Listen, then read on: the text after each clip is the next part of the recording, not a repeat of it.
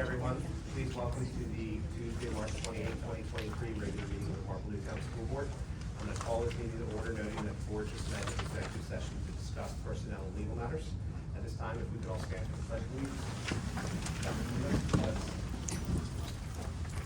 of allegiance to the flag of the United States of America, and to the republic for which it stands, one nation under God, indivisible, with liberty and justice for all. roll call.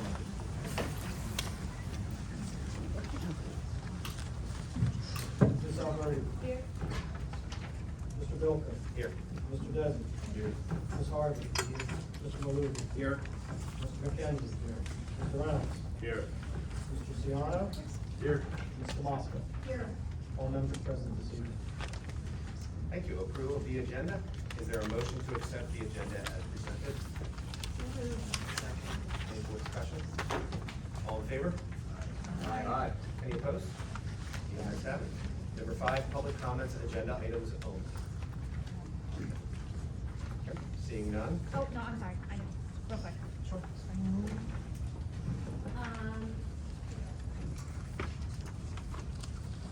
All right, so, I'm Justine Leheim, a resident of Marple Township. And my husband and I have 3 daughters, 2 of which are at Russell Elementary School.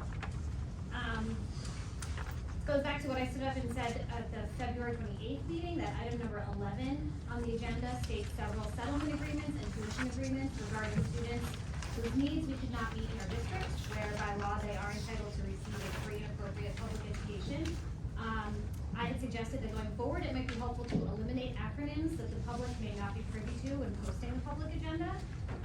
There was a motion at the meeting, I believe, to fix that so that it does read free and appropriate public education, because some members of the board were not even sure what it stood for. I did not see that fixed in the previous agenda minutes or in tonight's agenda.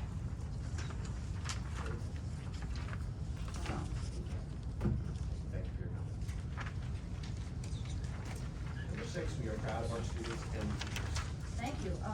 This evening, I just wanted to share that we are really proud of the cast, crew, and orchestra pick for the musical The Addams Family. I know many board directors went. It was really a spectacular performance, spectacular. And the set was beautiful. The kids were terrific. They really, really were outstanding. And I just really wanted to just say we're really proud of that. So that concludes my report.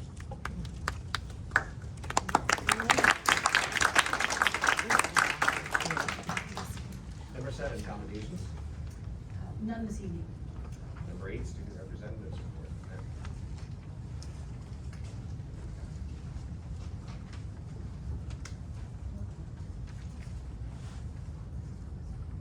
Good evening, Matt here. Kyria unfortunately could not attend. She and the lacrosse team are taking on Conestoga tonight in girls lacrosse. So on Tuesday, March 21st, the Science National Honor Society took a trip to the DCIU campus to help judge the STEM competitions among multiple public middle schools throughout the county. And then, as Dr. Kane pointed out, we recently had the Addams Family play. I went, I saw a lot of people there. It was pretty much packed every night from what I heard, and I thought it was very funny. And everybody, all my friends were in it, they loved it, and it's a great program we have. This week, the Marple Newtown students are helping to host Reading Olympics for various elementary schools in the area. That's happening at the high school. I was there last night helping some of the kids around get to the rooms, and a lot of them are very excited. There's the local Marple Newtown School District schools, and then there are the ones from the surrounding school districts. Coming up will be the annual Murph basketball tournament, which will take place on Friday, April 14th during the day to celebrate Mr. Murphy, who was a teacher at our school. And the money that is raised by that basketball tournament will go towards a scholarship for one of the students at graduation. And then the prom is coming up. That'll be May 5th. And we're starting to get ready for that. Tickets will go on sale, I believe, the week we come back from spring break, which is next week too. And then spring sports, most of the teams have started and officially in their official capacities. Boys lacrosse won their first game against Great Valley. Girls lacrosse won their first game against Pottsgrove. Boys track and girls track both had their opening meets at the Upper Darby Relays. I believe the girls took second in the 4x mile, setting a school record, and the boys SMR took third overall. Yesterday, there was also the home openers, softball. Theirs was scheduled. They won, Mr. Snow, you correct me, 17-2 against Strathaven. And then the boys had a surprise home opener. Unfortunately, Strathaven's field got rained out, so they played at home for their home opener. And then on Thursday, March 23rd, the National Honor Society took a trip to Washington, D.C. It was very cool to see. We went to Arlington National Cemetery, got to see multiple, we got to see the Too Many Unknown Soldiers and the Changing of the Guard. We also took a couple visits to certain graves such as the Supreme Court justices, and along with visiting all the other memorials in Washington. And then finally, juniors are in the process of completing their junior initiative project, and they have been visiting various sites throughout the community for future job occupations, and then presentations will start the week of April 14th. And that is pretty much what's going on at the high school, so thank you. Number 9, superintendent. Thank you. I have a few things to share. I was also sharing about the Reading Olympics. I saw you, you and I were both directing traffic yesterday. So the Reading Olympics is through the whole county, and each school district takes a turn, and it's our turn, and it's really a wonderful event. Last night, so we're hosting like all week. Last night was Laurel and Loomis, and both of our schools won against their teams, which is fine. And then tonight is Russell and Culberton, so good luck to them. It's going on right now. And then tomorrow night is the middle school, and Thursday is the high school. So good luck to all of our teams. Spring sports started rather, and I wish our teams and our athletes luck. We also, I was also going to highlight that the DCIU hosts a STEM challenge.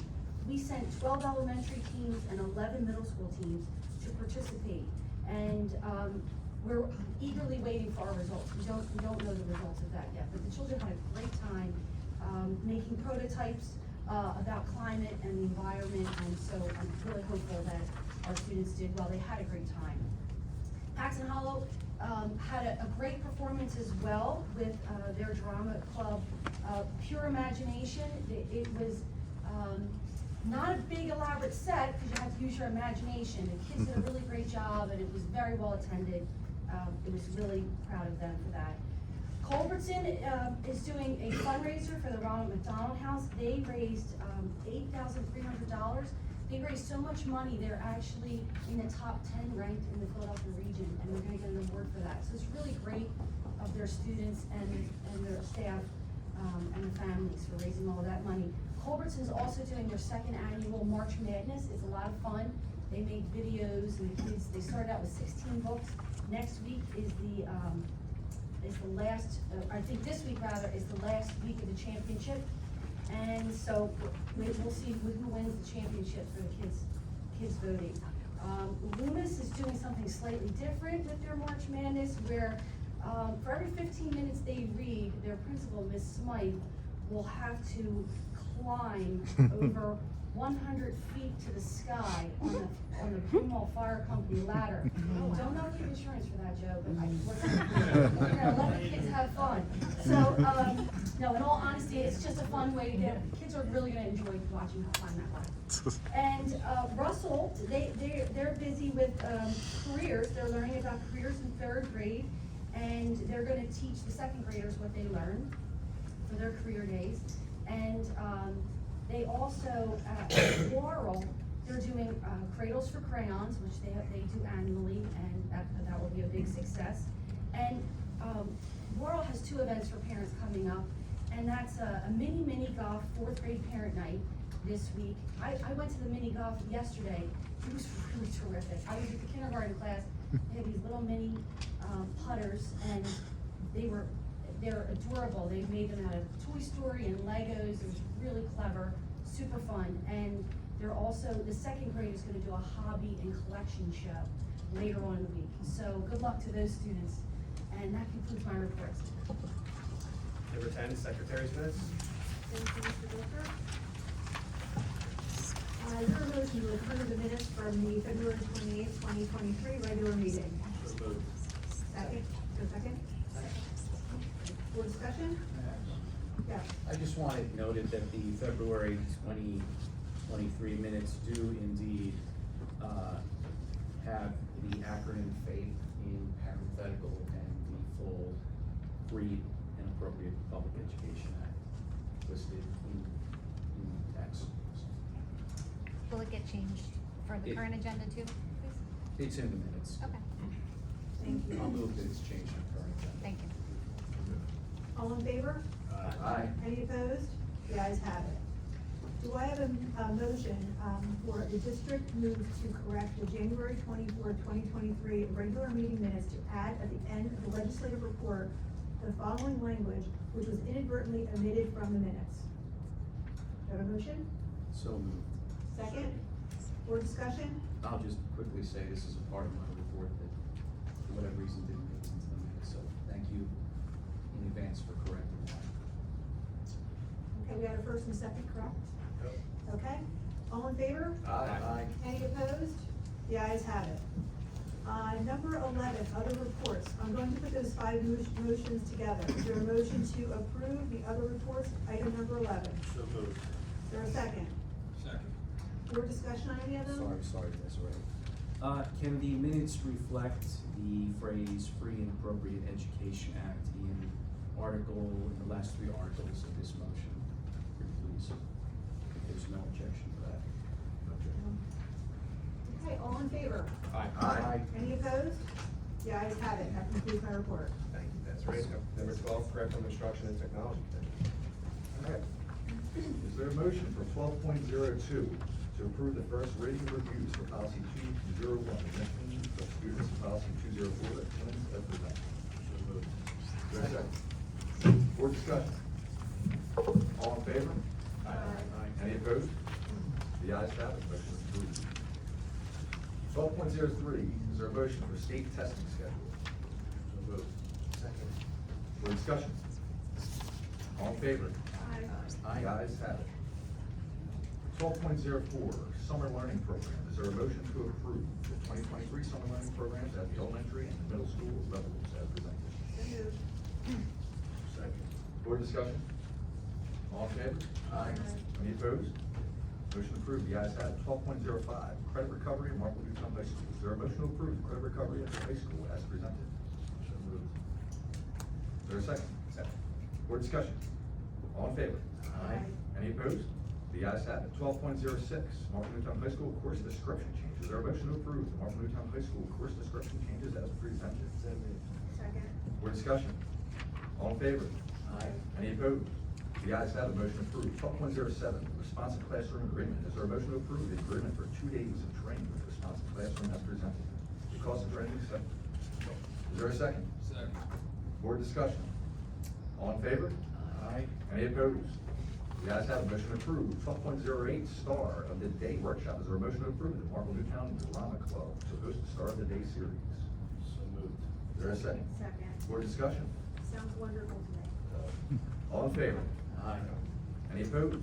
The ayes have it, motion approved. 12.09, Best Buddy Ball. Is there a motion to approve the Marple Newtown Best Buddy Club to host Best Buddy Ball, May 6th, 2023? So moved. Second. Board discussion? Also think it's wonderful. All in favor? Aye. Any opposed? The ayes, any opposed? Sorry. The ayes have it, motion approved. 12.10, Immaculata University Agreement. Is there a motion to approve the agreement between Marple Newtown and Immaculata University for dual enrollment offers as presented? So moved. Board discussion? Any, all in favor, say aye. Aye. Any opposed?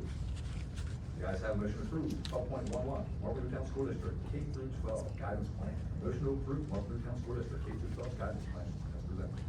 So moved. Second. Board discussion? The ayes, all in favor, say aye. Aye. Any opposed? The ayes have it, motion approved. 12.12, administrative trips. Is there a motion to approve? Looks like we have 1, 2, 3, 4 roads. Aye. Is there a second? Second. Board discussion? All in favor, say aye. Aye. Any opposed, say nay. The ayes have it, motion approved. 12.13, some student trips. We have 1, 2, 3, 4, 5, 6 trips we're voting on here. Do we have a second? Second. Board discussion? All in favor? Aye. Any opposed? The ayes have it, motion approved. 12.14, book disposal. Is there a motion to approve the disposal of books at Royal Elementary School as presented? Board discussion? All in favor? Any opposed? The ayes have it, motion approved. We have 3 more here. 12.15, Marple Newtown High School marching band, Parker's disposal. Is there a motion to approve the disposal of the old Marple Newtown High School marching band, Parker's? It's a classic item. Any board discussion? All in favor? Any opposed? The ayes have it, motion approved. Here we go. 12.16, Marple Newtown High School marching. There's a 12.06 as well. Is there a motion to approve the purchase of new Parkers? The Marple Newtown High School band, so moved. Second. Do we have a second? Second. Board discussion? Just wanted to point out that that's item number 12. 12.16, what did I say? Ooh, thanks for catching that. All in favor? Aye. Any opposed? The ayes have it, motion approved. 12.10, technology. Is there a motion to approve the finance of check 12.17. What did I just say, 16 that time? I apologize. 12.17, is there a motion to approve the finance for check 23 firewalls with HP Financial Services? So moved. Is there a second? Second. Board discussion? All in favor? Any opposed? The ayes have it, motion approved. That is concludes. Thank you, Mr. Siano. Number 13, Human Resources and Policy Committee, Mr. McKenzie. Can I get a motion to approve agenda items 1302 through 1313? So moved. Board discussion? All in favor? Aye. Any opposed? Ayes have it. Unanimous. Thank you. Number 14, Budget and Finance Committee, Ms. Umber. So can I get a motion to approve all items listed under budget and finance 15.02 through 14.02? So moved. Second. Board discussion? All in favor? Aye. Any opposed? The ayes have it. Motion approved. Facilities and, I'm sorry, I lost my train of thought. Facilities and Transportation Committee, Mr. Jones. Thank you. Can we get a motion for 1502? So moved. Second. Any more discussion? All in favor? Aye. Any opposed? All right, motion carries. That concludes my report. Thank you. Delaware County Intermediate Unit Report, Mr. Harvey. Legislative report? Yes, thank you, Mr. President. When I gave the legislative report in January, I did remark on the composition of the Pennsylvania General Assembly being a bit uncertain because of the vacancies. It is still precarious because of 2 vacancies which continue. I will point out that one of those vacancies is here in Delaware County in the district just to the east of us, and another is up in Montour County. So hopefully, General Assembly will be fully staffed, for lack of a better term, by the end of the spring. I will point out also that there is since I last gave the January legislative report, there is a new speaker of the House of Representatives. Her name is Joanne McClinton. She is a Democrat from Philadelphia. This she was elected at the end of February.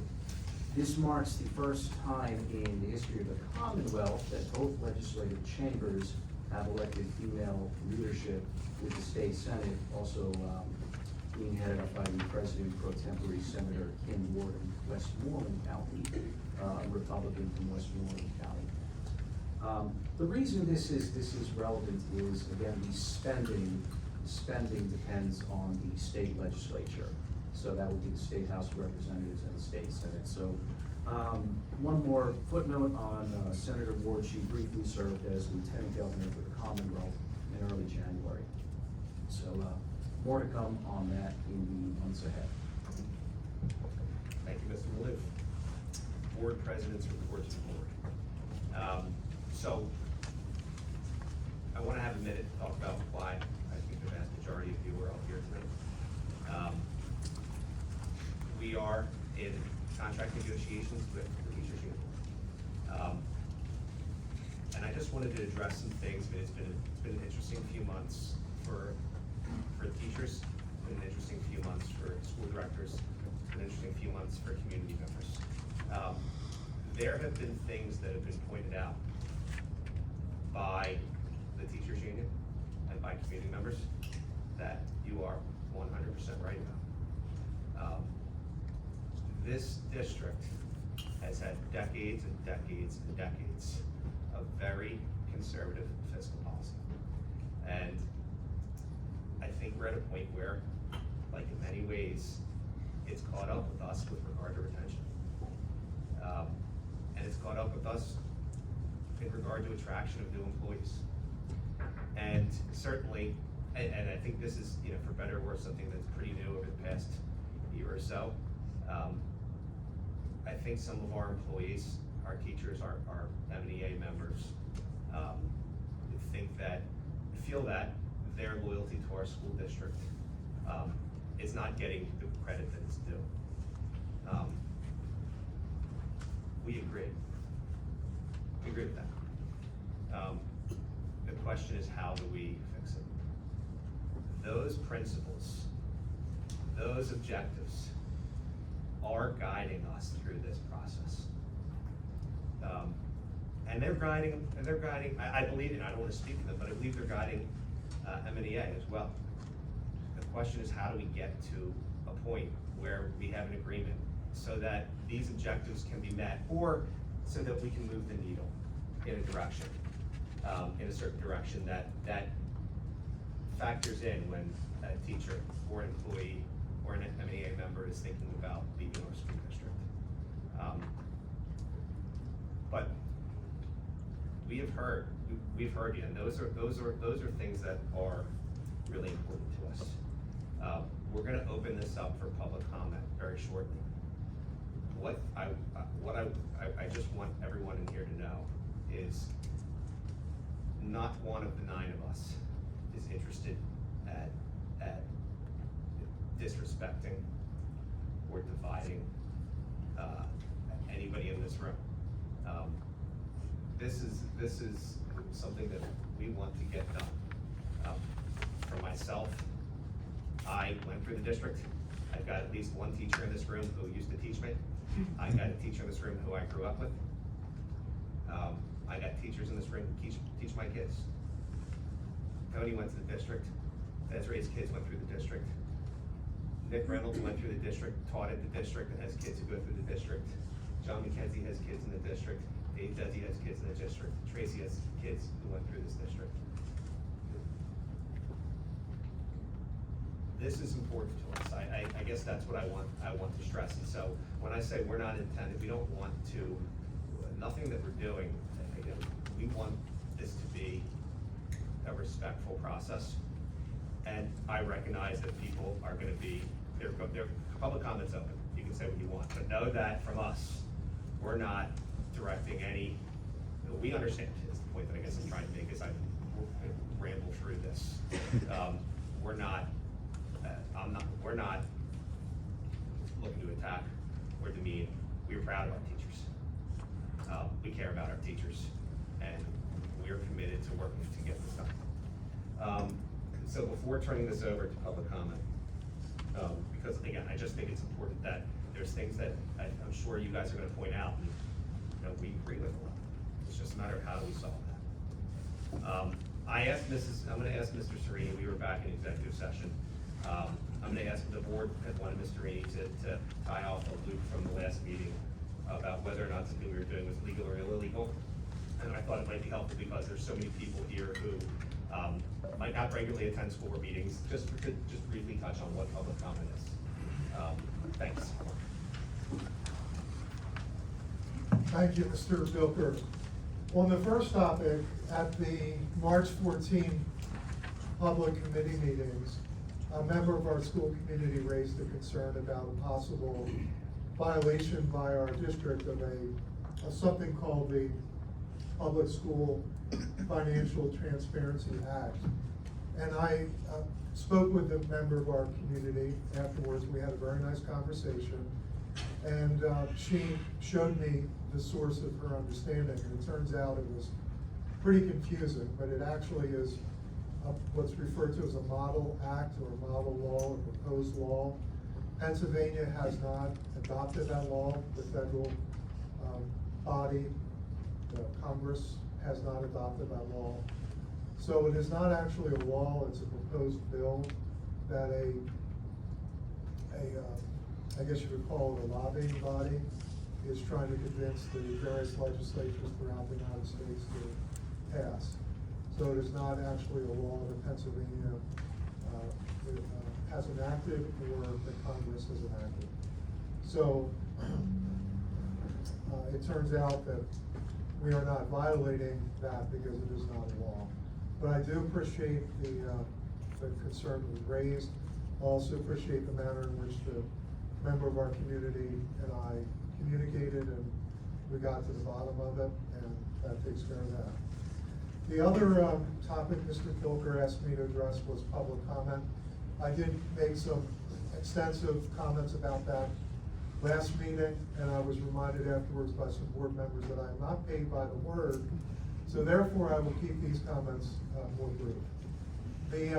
The law that enables members of our school community, specifically taxpayers and residents, to make public comment at school board meetings is called the Sunshine Act. It's a Pennsylvania law that says that taxpayers and residents of our district have the right to come up to the podium and make public comment. The law specifically says comment. It does not say you have the right to ask a question and get an answer. You certainly have the right to ask a question, but there is no obligation on the part of the board to give you an answer. So it really is a comment session. It's not a debate session. And I can tell you that our board's philosophy is they want to encourage public comment and not get into debate and not to do anything to appear to stifle the comments. Along with that right to come up and make public comment, as I mentioned before, also you bear with you responsibility. And your responsibility, of course, is not to engage in what is referred to as defamation. And defamation basically means that the comment is attacking a person, it's directed at a person, and you're making a false assertion of fact about that person, either negligently or recklessly or worse yet, intentionally, that damages that person's reputation. So our board's position is that we don't want anybody, including me, to act as a referee in public comment. So we don't, if we hear what we think is defamatory, we're not going to stop the comment, I would say generally speaking. But along with that right to speak comes the responsibility to make sure if you are gonna make an assertion of fact about somebody else that could potentially affect that person's reputation, that you be careful in making sure that you're making a factual assertion, a true fact.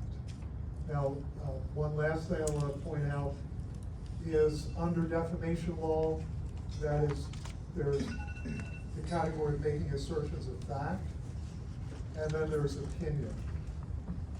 You are always fine if you're expressing your opinion. You cannot be held responsible for defamation if you express an opinion. Like I joked before about the solicitor, whatever terms come to mind about a lawyer, you can express the opinion that the solicitor is arrogant or obnoxious or dumb. Those are not facts, those are opinions. But if you make an assertion of fact that the solicitor, for example, went into somebody's pocketbook and stole that person's purse in the middle of the meeting, and that's not true, that would obviously be a false assertion of fact that would tend to damage the solicitor's reputation. And if you're making it carelessly, recklessly, or intentionally, that would rise to the level of defamation. So I think, Mr. Bilker, that covers it as succinctly as I can. Thank you, Mark. Before I turn it over to public comment, Mr. Ciano is shooting daggers at me. Nick Ciano also went to Marple Newtown. It was okay, I was gonna let it slide. All right, folks, public comment's now open. Welcome you to take, stand and approach the microphone. If you would please turn it on so that it's green. Sure. And just give us your name and where you live. My name is Michelle Graham. I live in Broomall. I have 2 kids at Russell. And I really appreciate, Mr. Bilker, everything you said in support of the teachers. I'm wondering why then you're not just accepting their proposed contract? That's not a responsible form of governance. We've got obligations to the district to enter into a responsible contract. Okay. We believe that we have proposed something that is responsible, but that also achieves those objectives. The union disagrees. I'm sure you're aware, and I disagree as well. I want some clarification on something. It's my understanding that you currently have a surplus of $17 million. Is that correct? I don't know what you mean by surplus. A surplus in your budget, in your funding, a rainy day fund. Can you address that, Mr. Bisbal? If you're including capital funds, I'm including what I understand to be a rainy day fund, a surplus in your budget. I don't know what a rainy day fund is supposed to be, but we have a fund balance that has a little over $8 million in it, and we have money earmarked for the capital reserve fund. Okay, what is the capital reserve? Capital reserve fund is a fund that has been set up to allow funds to be transferred into at the end of years that accumulate for capital needs. We paid for the $12 million renovations on the field, the $8 million is happening now at Culbertson. So those funds have been seriously drawn down. Okay. But that's what they're for. Okay, so there's not a surplus now you're saying, or there's an $8 million surplus? Well, we do strive to keep an 8% fund balance, which is about 1 month worth of spending. Okay, And there's some other, there's funds for capital.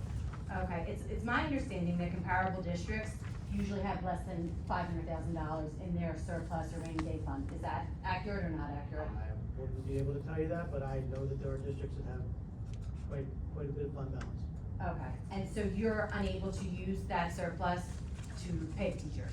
Well, so, and again, maybe Joe would be the better Yeah. person to answer this, but it's one-time money, right? It's not built into the budget. Yeah, I mean, the best way to look at it is probably your savings account, if you Sure. would. And the more you draw down your savings for reoccurring expenses, sooner or later it's gonna run out. Sure. You have to build, it's about building in reoccurring revenues to match reoccurring expenses.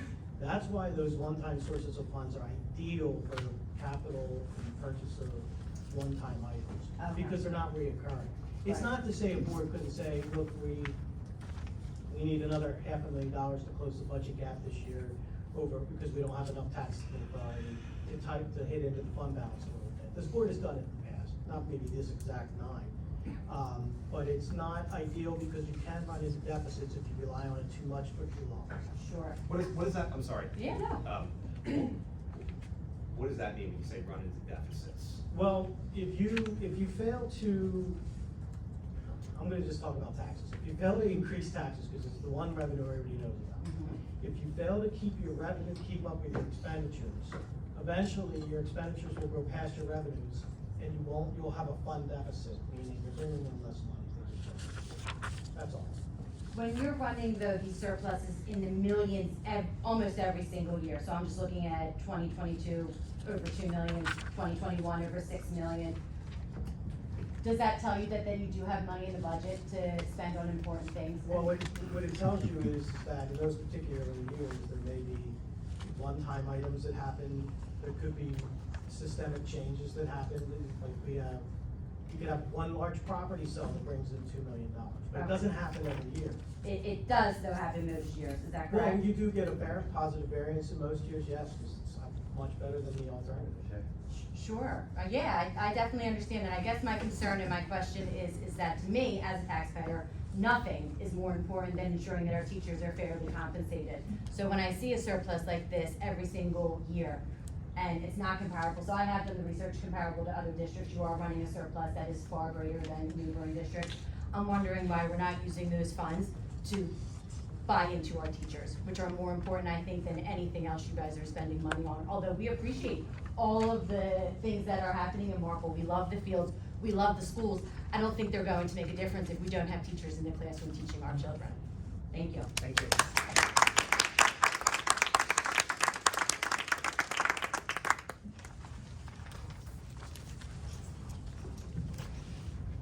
There's a lot of familiar faces here. Good evening, I'm Debbie Peters, and I'm a proud Marple resident. I've lived in the district for 37 years. I'm the mother of 2 Marple graduates and a retired former teacher of Marple Newtown, who served the district for close to 20 years. So I think I have a pretty good perspective on the district. So I wanted first of all to say thank you for everything that you've done. I've been really pretty proud of what this district has done during COVID and everything else. Really pretty good. But now I'd like to share some remarks about what's going on. I'm really concerned about the trajectory that the district is taking. As a former employee who has participated on the negotiations team for previous contracts, I know firsthand the difficult task in which you're engaged. Marple Newtown currently finds itself at a crossroads. Following a collection of contracts that provided for its teachers, while also carefully keeping them pinned down through complex pay freezes or step freezes, adding money to the schedule, but asking everybody to move back a step, and other tactics.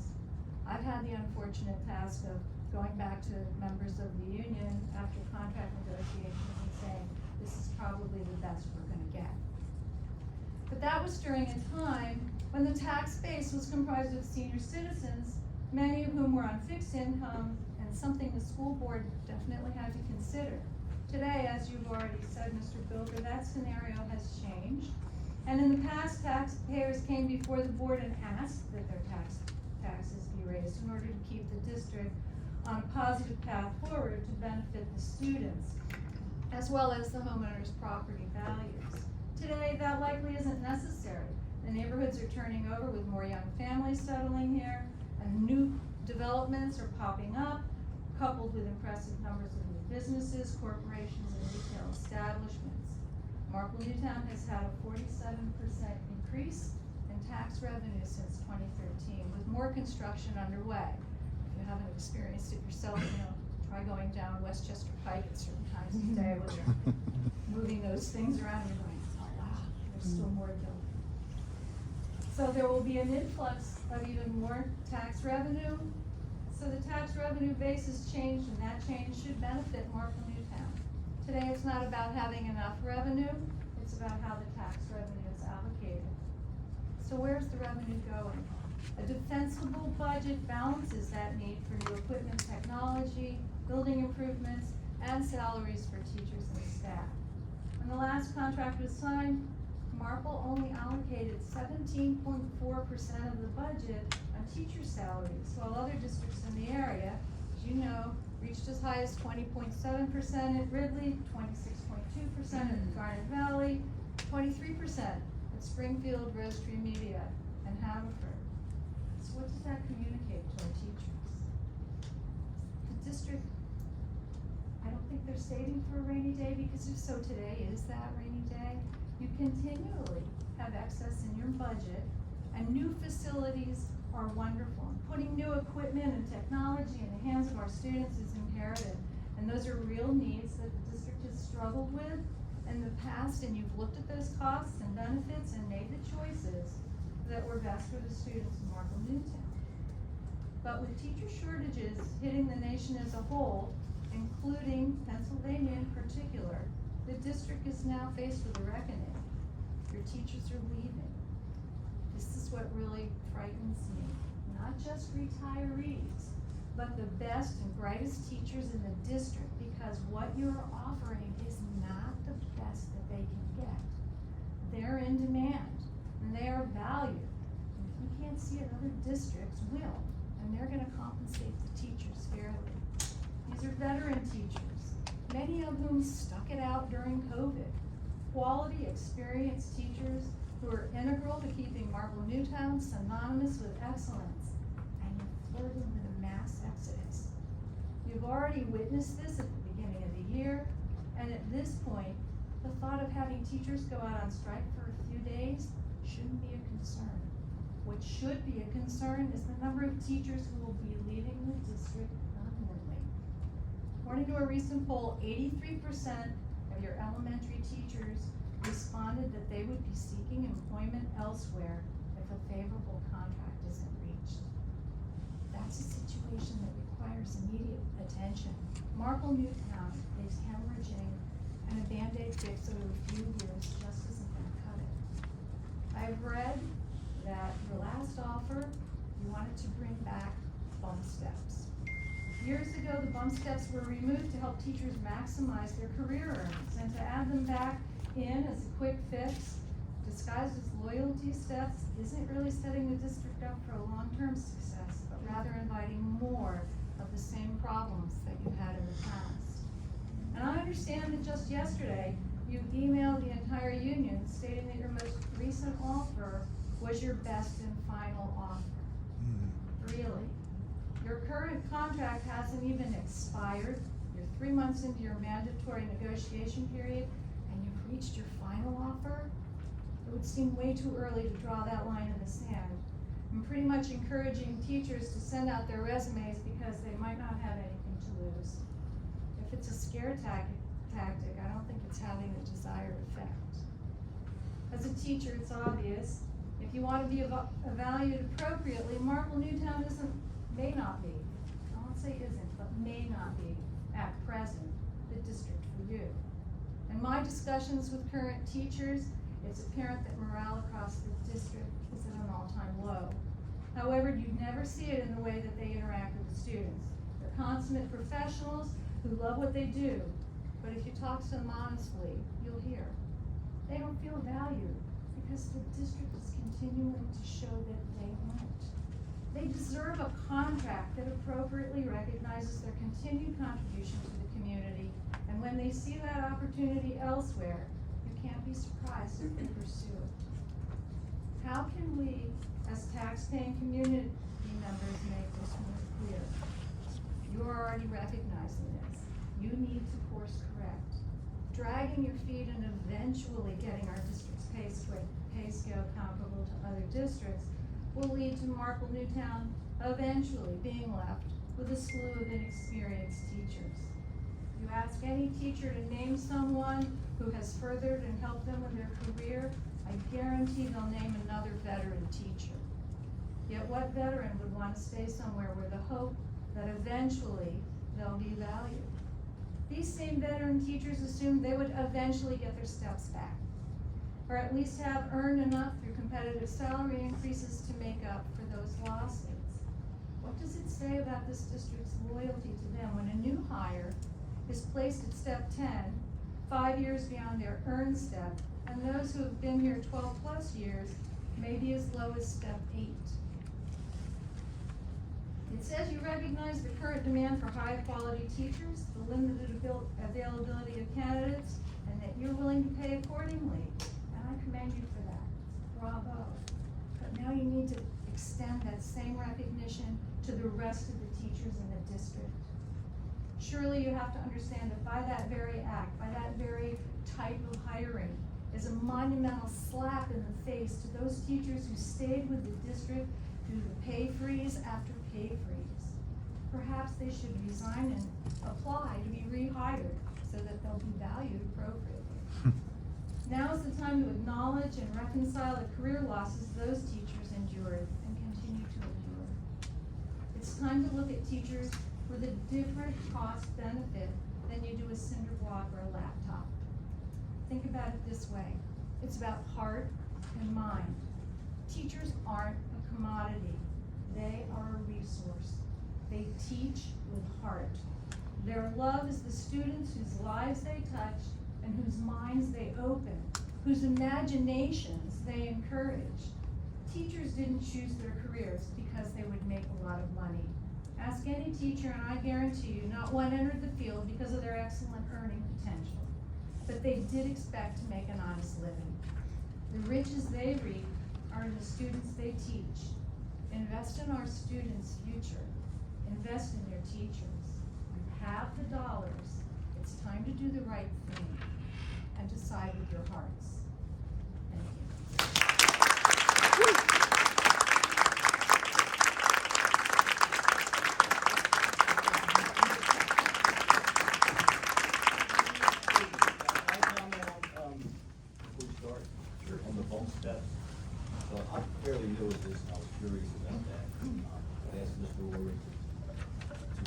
information from surrounding districts.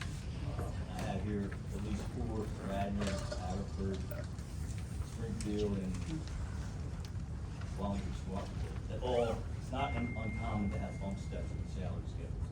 Basically, to me, it's a significant increase on the higher end of the salary scale, which does address the people that have been here. So, I don't know, what else that means, but it's not an uncommon practice. If I could respond, Mr. Jesse, I think the concern there is when you weight the bumps at step 16 or higher, those are individuals that are gonna stay anyway. What we wanna do is make sure that teachers are retained and come to our district. So when I look at those groups that have bumps, I'm still seeing starting salaries, $3,000 to $5,000 less, max salaries, $7,000 to $16,000 less. The freeze is causing career income losses of $40,000 to $150,000. You can't expect people to stay if they're not gonna be compensated fairly to their peers. And the way you look at your peers is by surrounding districts. I'm not talking about private schools or places on the main line that are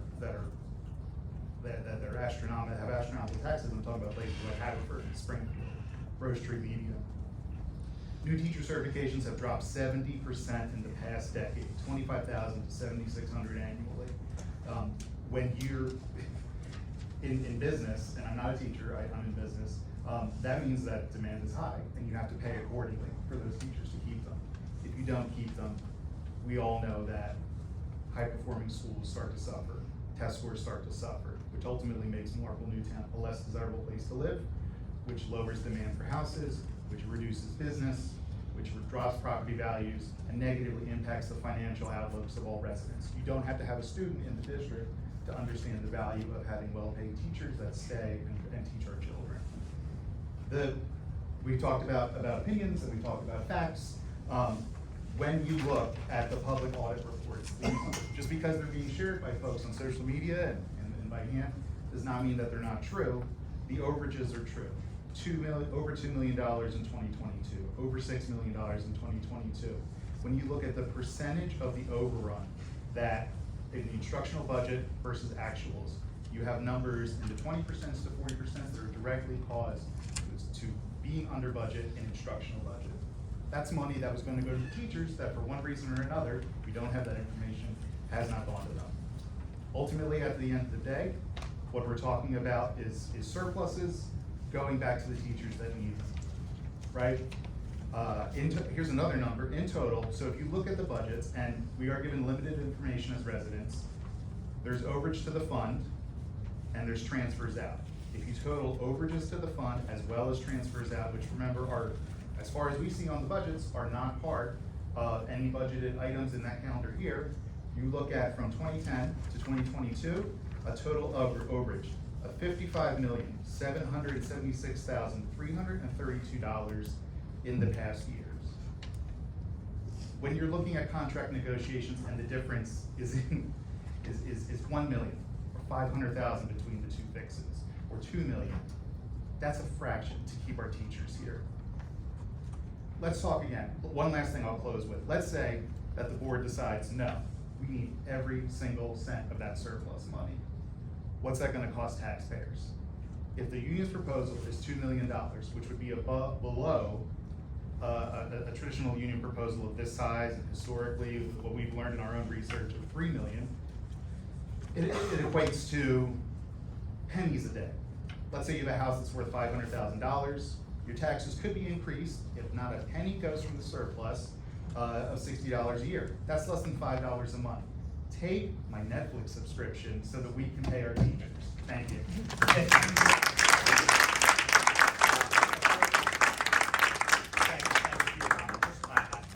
There was obviously a lot of subjects covered there. I just wanted to touch on one. It's not. I don't expect you to come back up and debate it because we said that's not what we're. Okay. We do talk about it later if you want. Of course. But one of the things you talked about was you talked about the starting salary and the max salary, right? So we talked about that too. We want to address those things. If you want to address the max salary, how do you do it? Okay, that's, how do you do it? if you want to make a max salary competitive with the school districts that Dave mentioned, or the school districts in the surrounding area, how do you do it? That's all, we'll get to it. It's things that I want, as you guys are talking to the community. I appreciate the point, right, because max salary is important for retention. But this is not an isolated incident. We're talking about years of freezes and years of, to the board's own points, overly conservative teacher spending. So we are, so I what's. agree. Right. I mean, I don't know about, very conservative teacher spending for decades. That is accurate, and we are here, after, like I said, Right. I didn't mean to interrupt you, by the way. No, of course, no.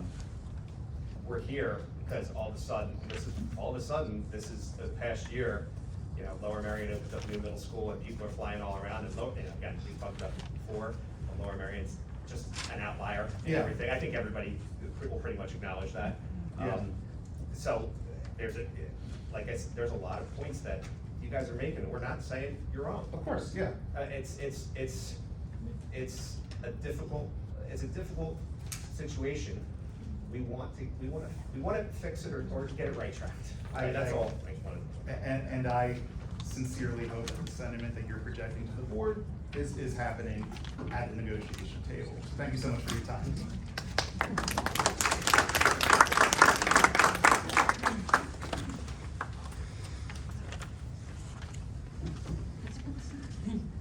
Hi, as I said earlier, I'm Justine Lehigh. I am a resident of Marple Township. I have 3 daughters, 2 of which are at Russell Elementary School.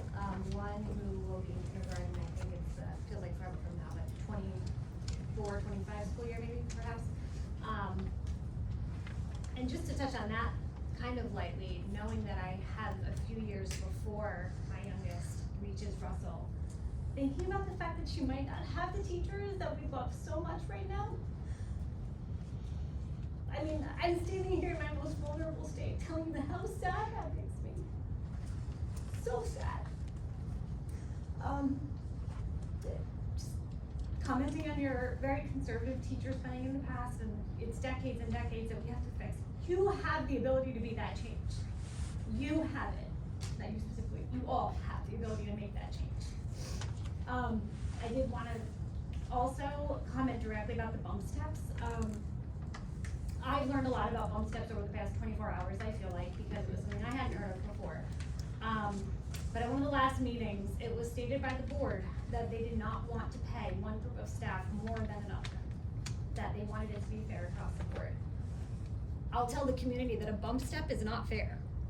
It is not fair across the board. It is taking one portion of teachers and giving them more money than the rest. That's what a bump step is. It's a Band-Aid over a large wound. So I knew I wanted to get up here tonight, but with so much to say, I really didn't know where to start. But I did want to quote some things that I read directly from teachers who do not teach in our district, but have heard what's going on in Marple Newtown. To quote, when I was looking for teaching jobs, Marple was significantly less than other districts, like laughable. Laughable is what this person said. Where I teach, all of our new staff are from Marple. I reached out to this person because I did want some clarification, and she did clarify it. Not all of our new staff are from Marple, but it feels like every time we have a new hire and we find out where they're from, they say Marple. They're leaving Marple to come to other districts, which I think we've all heard speculation, but it's happening. Another comment that I saw that was completely unsolicited by anyone here in this room was from someone who lives in a neighboring district who does not teach in our district, and said, as a teacher in the next district over, thank you. I've heard what is happening to Marple Newtown teachers right now, and it's terrible. So what that means is that teachers in other districts are aware of what is happening. The community is aware of what is happening. And I'm here not to tell you guys, because you guys know what's happening, but I don't think the community does, and they need to hear it. So from the perspective of a parent, my biggest question to you guys is this: clearly we're already starting to be known as a district that does not pay well. The word is out, we don't pay our teachers well. How are you envisioning this district being able to hire and keep good teachers. If it's already out there that we can't do it, we're not gonna get those teachers. We're not gonna get them. We stand up here raising our concerns, and we're not doing so out of speculation. This is real life, this is happening. We're not speculating that these things might happen if things don't go this way. It's already happening. Our teachers are leaving, and they're gonna continue to leave for other districts where they feel valued and appreciated and where they will receive fair pay. I've spoken to teachers, I've spoken to the community members. I'm not just coming up here to say this just to say it. This is life. You say we can't afford to raise their salaries, but what we as a community actually can't afford is to lose the quality education for our children that we are choosing to raise in this community. It is a choice. We also have the choice to leave and go to other districts where we know that the township cares for the teachers. If we need to pay competitive salaries to new hires, how in the long run is that more financially responsible than paying the teachers we currently have? If we have to pay, and we say we're gonna pay this exorbitant amount of money to get these highly qualified teachers, in the long run, that's gonna cost us so much more than just giving the teachers what they deserve now. Let's keep the teachers that we already have. From the perspective of an educator, I'm also a special education teacher. I'm not just a parent of the community. I have a master's plus 30. I have 15 years of teaching experience in the field of special education. After everything I've seen and heard over the past few months, if you asked me if I wanted to work for Marple Newtown, no, I don't. We hear your word, I hear your words, we hear your words. Now it's time to show the community and our teachers that you mean them. It sounds cliche, but if you're gonna talk the talk, you've gotta walk the walk. Otherwise, the teachers, they're out there. Thank you.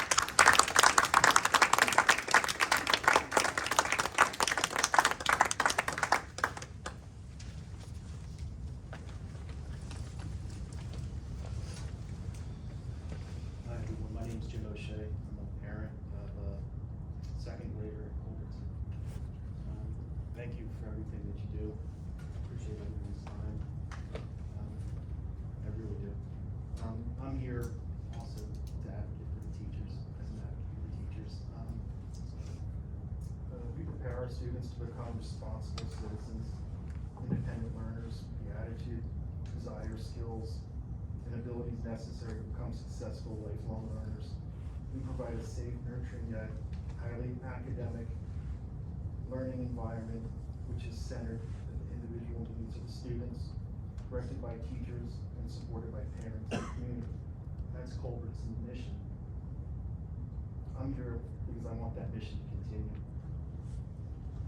It seems every other week I hear about a teacher leaving, an assistant teacher leaving. A couple weeks ago, one of the teacher's assistants left. She'd been there for a while. Can I say names? Is that acceptable? The teacher was awesome. Miss Kearney, Meg Kearney, she's sweet. I was very sad for her to leave, but I'm also happy for her. I heard she went to Lower Merion School District. That's where everyone seems to be going. Right? How many teachers assistants have we lost to Lower Merion? I heard that her salary basically was doubled. Everything you're saying, everything you're saying, I appreciate. Just, we have no ability whatsoever to catch Lower Merion salaries. And the teachers know that. I don't think they're expecting to catch Lower Merion. No I- one's expecting to catch Lower Merion. I'm just saying it Do you have because more? he brought it up. I don't expect, or I don't know that, I'm not a teacher, like I said, I'm a parent. I don't know what they think would be acceptable, but I was looking online and I saw the posting for a full-time permanent special education teacher with an associate's degree. It's $19,000. That's not a teacher. I know it's a teaching Oh, assistant. okay, I'm sorry. Miss Kearney's position.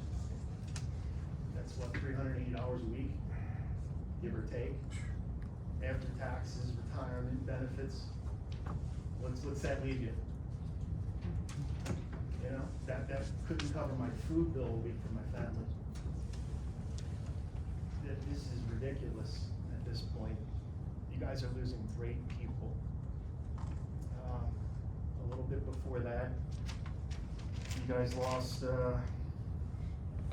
Colleen Reardon. She went to the same place. Before that, you guys lost Christina Callahan. Awesome teacher. She set the bar so high. And we didn't keep her, we lost her. She also went to the same school district. All these teachers are going to that school district. Like I said, I don't expect you to, get into some game, we're gonna match them, we're gonna do this, but you guys have to compensate them fairly.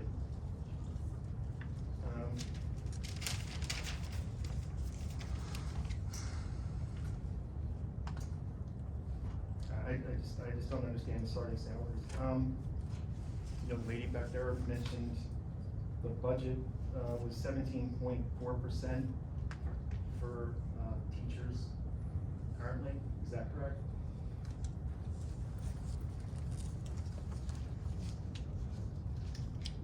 Yes. I'm sorry, can only send one comment, that's the question, correct? Sorry. The percent of our budget that goes to teachers. That would get that specific. Well, are you talking classroom teachers or the entire union? All of them, like teachers, aid, PTs, OTs, Oh, that's, speech. if you're talking about just teachers union, it's over $24 million.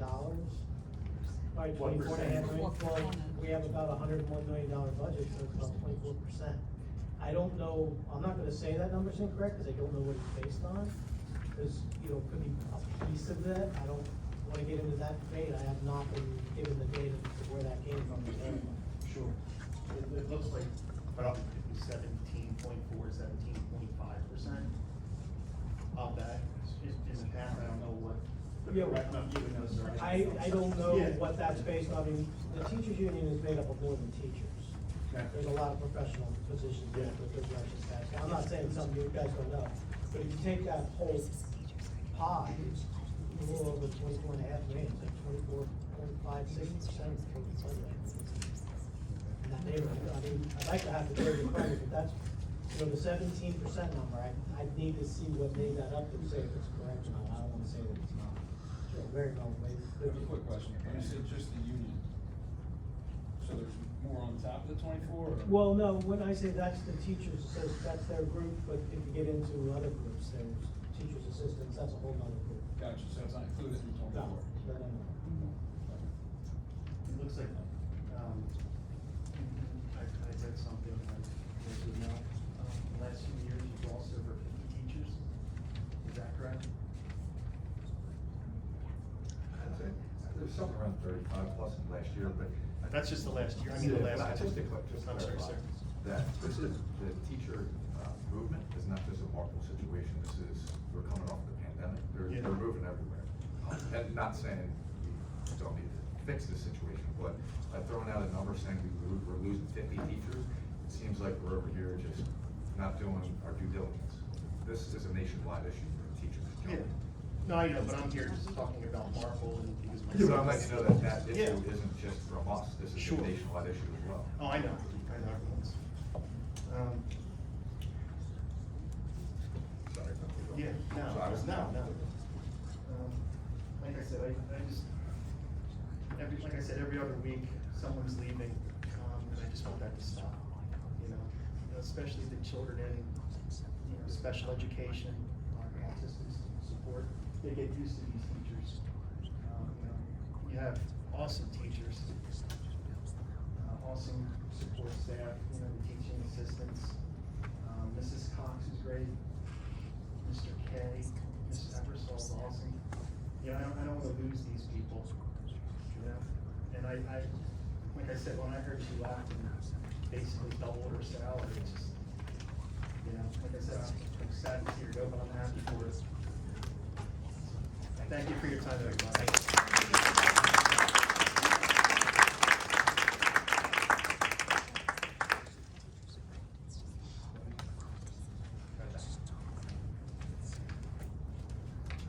Good evening, teachers, members of the community, school board, solicitor, employees of the district. I was up here last month, voicing my support for teachers. And there's been some things that have transpired since that time that have come to the attention of the public. And I'll premise my comments this evening by saying everybody wants to win here, right? Everybody. It's a win. It's a football team on a Friday night winning, right? The team environment is what this comes down to. I don't think anybody here wants to put the proverbial screws to anybody. So the following, I'll premise on solicitor's comments earlier. These are my opinions. If for defamation, you're not using the New York Times versus Sullivan standard for public officials to prove actual malice tonight, are we? Because I assure you, none of that. I can't speak for anybody but myself.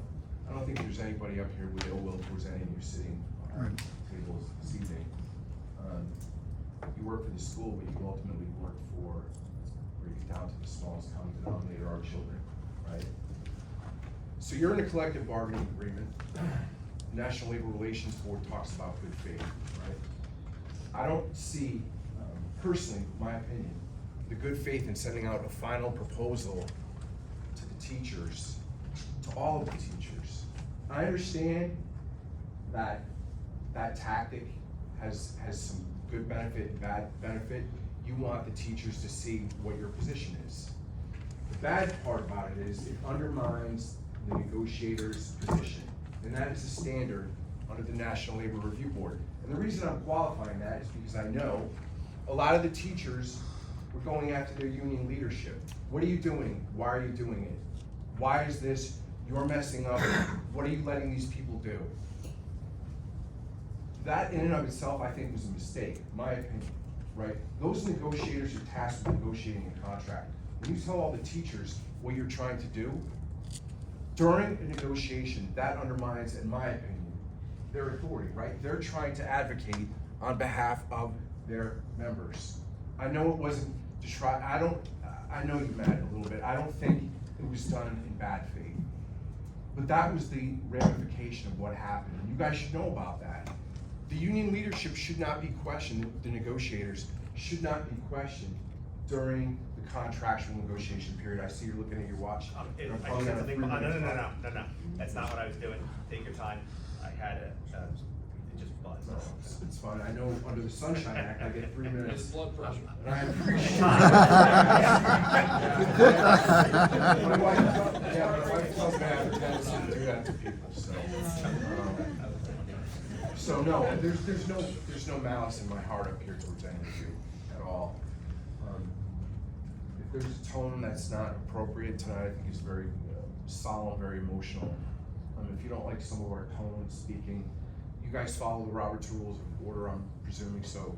Maybe board member, or faculty, staff, could bring it to the attention of the chair, just so the chair can acknowledge that that conduct might not be inappropriate. Because last month, for being in attendance, I didn't see anybody calling anybody derogatory names. If people made a statement about a certain someone in specific making a certain salary, that's public knowledge, right? There wasn't, just as a comparison, to talk about percentages. I think the kind lady that made the presentation was talking about percentages and raises. And in no way, sir, should that have been taken personally. If you did, I apologize. I didn't make a point, but I'm sensitive to what, people make. You work in honest days, you work in honest day, you get paid an honest wage. That's what we're here for. I want to correct the record. Last month I said I don't care about hazardous pay. I said it in jest. I was not aware the union was negotiating hazardous pay. I'm kind of surprised someone from the citizenry, someone who's a resident here, spoke about how they don't want hazardous pay, how they don't want taxes to increase, which is their prerogative. But the fact that the individual who, I believe the kind lady said she was a real estate agent, talking on behalf of some clients, I don't know where the kind lady came into the information that the union was asking for hazardous pay, right? These negotiations, it's on the record, it's taped. She said it. Was here last month. She said, I don't believe they should get hazardous pay. Here's what I believe. You guys, as administrators and board members, have a school safety drill in effect, correct? You implement it so kids might have to hide under a table. You could say, oh, well, we're safe. There's no gun violence here. Right down the streets of the city of Philadelphia, a lot of people are getting shot. In the state of Tennessee yesterday, no one knew a 27-year-old individual with an assault rifle was gonna shoot the door open, right? Break into school, killed three girls and 3 teachers. Those girls were 9 years old. So the point I'm making about hazardous pay, I care, because if you're having to practice that, you should be paying them for it. It's unpredictable, it's part of it. Now I can see that with conviction, because I was in the military. When we went into a hot theater, your pay went up. Now, I'm just trying to help here. If that's a source of contention to give everybody hazardous duty pay or hazardous pay, why not have the board or the union, or the board and the union maybe think about having a blanket insurance policy that, God forbid, if that were to happen here, the families are compensated accordingly. So there's so many things that they will lose on that day, like yesterday in Tennessee. Lost your child, I can't even speak. Your child not coming home from school because someone who had a mental health problem using a gun, maybe they should or should not have had. I'm not getting into that debate. But the fact is, their child isn't coming home from school. Teachers are their shepherds here. They're stewards, they bring them to safety. They should be, if you're not gonna compensate for it, put out something where they're gonna benefit from it if it should happen. There shouldn't be a GoFundMe page. Well, there should, but the school district should step up and be like, this is horrible. Not just this school district, any school district in America, right? That is horrible, what happened. People can blame what is the most common and sacred thing here, and why we are all here is for our kids, right?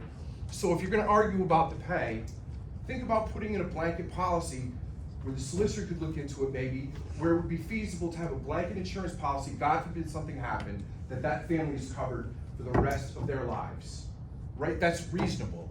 You know, you're up here talking about what is and what is not feasible, percentages of a budget going to certain places for certain reasons, but at the end of the day, those things are important to the people. You know, whatever step you come to, I hope it's logical, but don't, please, let's not talk about, final. Let's keep open doors, open channels. Let's work together, right? Let's consider that under the law in Pennsylvania, the school code is incorporated into that contract. Let's do due diligence, take a look at the code and see what it is we need to put in to protect the needs of the teachers. That is the fundamental interest of democracy, of union negotiations, of school boards, and who we are as a society. Thank you for your time.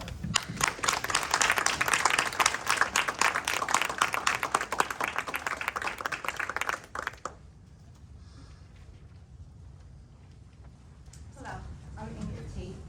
within Newtown Square. Thank you for your time. Now that we know that there is money in the budget, would you say yes to fixing the steps and raising the teacher salaries equally across the board, like you mentioned at the last school board meeting? You said you didn't want to do it in different groups.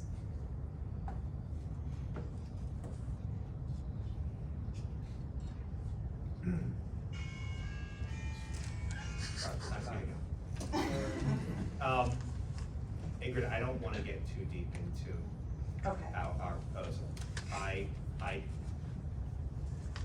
Let me think if there's a way that I can get to this. I believe that there are reasons why we need to make adjustments to a number of different areas to support retention, attraction, and the loyalty of our members. Okay. According to the budget on that Marple Newtown website, like we discussed, there's a surplus of 55 million. 14 million of. Wait. Again, I don't mean to interrupt you. Okay. A surplus of 55 million? Went over 12 years, I'm sorry. Thank you. I apologize. Oh, okay. I've been trying to take notes and cross out what people have already said. So excuse me. So to the best of my knowledge, $14 million of that over the 12 years surplus was instructional budget, which was already voted on and allocated for instruction, but were transferred out for some reason. Are they still available? And if not, what were they used for? So you know how to answer that question? Sort of. When the budget year closes, revenues and expenses they get closed out into the net position of the district, right? So the overs and unders. Let me just think how I can. Like I'm a 5th grader. No. Seriously. No, what I'm trying to say is, you know, money is allocated in a specific year. If you don't spend it, it does go over into fund balance, okay? But the spending, when you're looking at a budget versus actuals, when you're looking at an audit report, for example, you're looking at the results of a budget that probably started 2 years before that. So obviously the actuals vary, you know, if you're talking about turnover, well, that had a lot to do with it. Underspending has a lot to do with it. We expected to spend X, we only spent Y. So when an annual budget is done, it's completed, it's rolled out, it's over, it's in the fund balance, and what the board has been doing has been trying to save the one-time funds when we have them, and it's been pretty consistently, for capital needs and other one-time costs. So yes, it's gone, but it's not gone. It's one-time money allocated somewhere else. Now, any of those variances in a prior year, maybe revenues come in stronger and they're gonna stay consistent. Maybe the state gave us a late budget and that revenue's gonna stay consistent. It's factored into the next year's budget. So we do keep up with all those things. And believe me, the budget isn't just, it's not just let's take this budget from this year and add 4% to it. When you see, we budget down to the employee. Like if you said, let me see this employee, we can show you their name, salary, all their benefits, and it gets funneled into account. Now, by the time you see an audit report 24 months later, a lot has happened. I would be the first to tell you that the budget is only as good as the night they approve it. So yes, there have been positive variances, and the board, we've managed those in a way to reinvest back into the infrastructure of the district. It's significant. The only other way to invest $8 million into Culbertson again, or $12 million in the field, would be to go out and borrow. And then that actually, you know, raises taxes and hits the general operating budget. So the money doesn't disappear, and it's not gone somewhere magical. It's just earmarked for capital, and that's what the board's been spending. I don't know if I answered that question, But thank you for trying, and yes. I get what you're saying, but if it's already, I don't understand why if it's already allocated for instruction, why it can't be used for that. So it seems to me, and I'm not a money person, can you ask my husband? Correct me if I'm wrong, that if you simply take the excess instructional money from last year, so we're not going back to 12 years or anything, that was already approved for instruction, it could fix the steps for all the teachers and have enough for raises without constraining the district budget. So it's not that we're gonna have to raise taxes, the money is there. But we keep hearing that we can't do what the teachers are asking for because of taxes. I don't know if I heard because of taxes, but when you underspend any given category in the budget, you know, those variances are looked at and they're factored in next year. Because for instance, this year, we're faced with a 9% increase in medical costs and 20% increase on prescription. That's high. So any of those leftover dollars, that budget is rebuilt this year and to exactly what those projections are going to be. If once the money rolls over, it becomes one-time funds, called a savings account, you do need to be careful with how you spend one-time dollars for reoccurring expenses. Because sooner or later, you have to have the reoccurring payments. So if salaries go up $2 million, I think was quoted, and you use $2 million of your reserves, next year it goes up another million, that's $3 million. That's not one-time money. You've got to build in revenue in the future to sustain it. You know, yes, you could use a little bit of that money to kind of offset, help bridge to build that revenue, so you may not tax, 100% year one and year two. But sooner or later, you have to build structurally into your budget revenues to support those ongoing costs. because they don't go away. It's not giving $3 million in someone's salary and it goes back $3 million next year. It stays there and grows. Just see, I understand what you're saying, but it just seems to us that we have an awful lot in ours compared to other districts. You also I'm not spend a seeing lot that, more on our teachers. But, you know, I know that there was, you know, a study by the state a long time ago that had, not a long time ago, a few years ago, that had the list of everyone's fund balances in the state. We weren't that high. But you also have to remember, when you look at those financial statements, you gotta be careful if you watch the timing. So if you looked at our total fund balance, the way it's reported, and we were in the middle, and we were starting Culbertson and Loomis, we might look like we have $50 million more dollars, or $40 million more dollars in our fund balance, because that money we borrowed to do those projects sits in that position and gets drawn down on over the years. Just like the capital reserve fund, at one point it was at 21 million. We've drawn it down this year to 3 because of the Fields project and Culbertson. Now we'll probably put some more back in there, so, you know, because we have other projects that the district needs. I'm not saying that, you know, a balance of priorities is an easy task, but there is a balance that we have to address building needs, we have to address salaries, we have to address benefits. There's a lot that has to be addressed. And we have a financial responsibility to keep a certain level of equity. It helps our borrowing costs. We have a high credit rating in the district. You know, so there are just certain things that keeping fund balance is good financial practice. I do want to jump on one other point, and this is just factual, and that is that, you know, when we're talking about taxation, this isn't, you know, it's not like, it's not intended as like a looming threat. We have raised taxes last year, I think the year before, and the year, like, this is not like, you know, we haven't strung together 10 0% increases in a row, and then are saying the sky's falling. We have been raising taxes because of whatever the situation we were in that particular year. Not something that any elected officials like love to do, but we have done it. So I just wanted to, you know, as we're saying, like, you know, there's a suggestion you don't have to raise taxes this year to balance to do this. I don't think that's going to be true.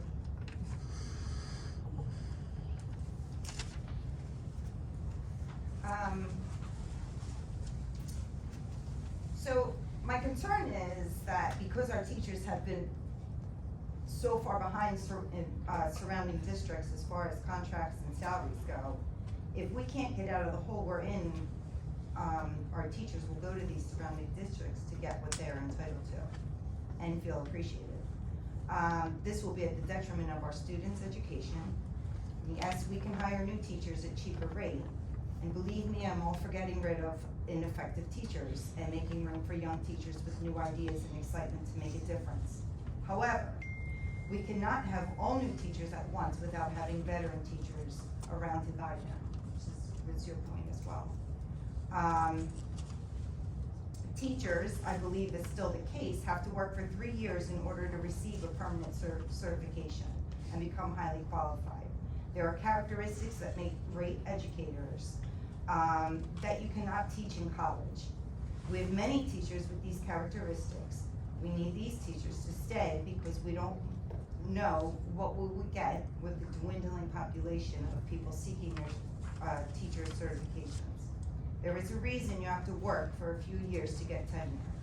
We need to agree on a fair contract to keep our creative, exciting, organized, compassionate, effective teachers, because we cannot keep trying to throw emergency certification at people and expecting them to know how to handle a classroom full of kids and be effective when they are not well trained and educated themselves. And next year we're starting with block scheduling. So we're gonna have block scheduling and a bunch of new teachers. It's my understanding that the union negotiators have proposed a fair agreement that will not have a negative effect on the district budget or taxes. If you disagree, and I understand that, but I already wrote this. It is my belief that we need to accept it unless we can, unless we have little concern for the education and future of our students. Thank you for your time. You're welcome.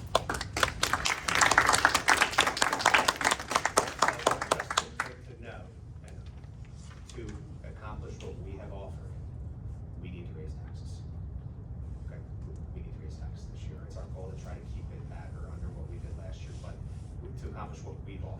we are going to need to do that. Okay. Thank you for the dialogue.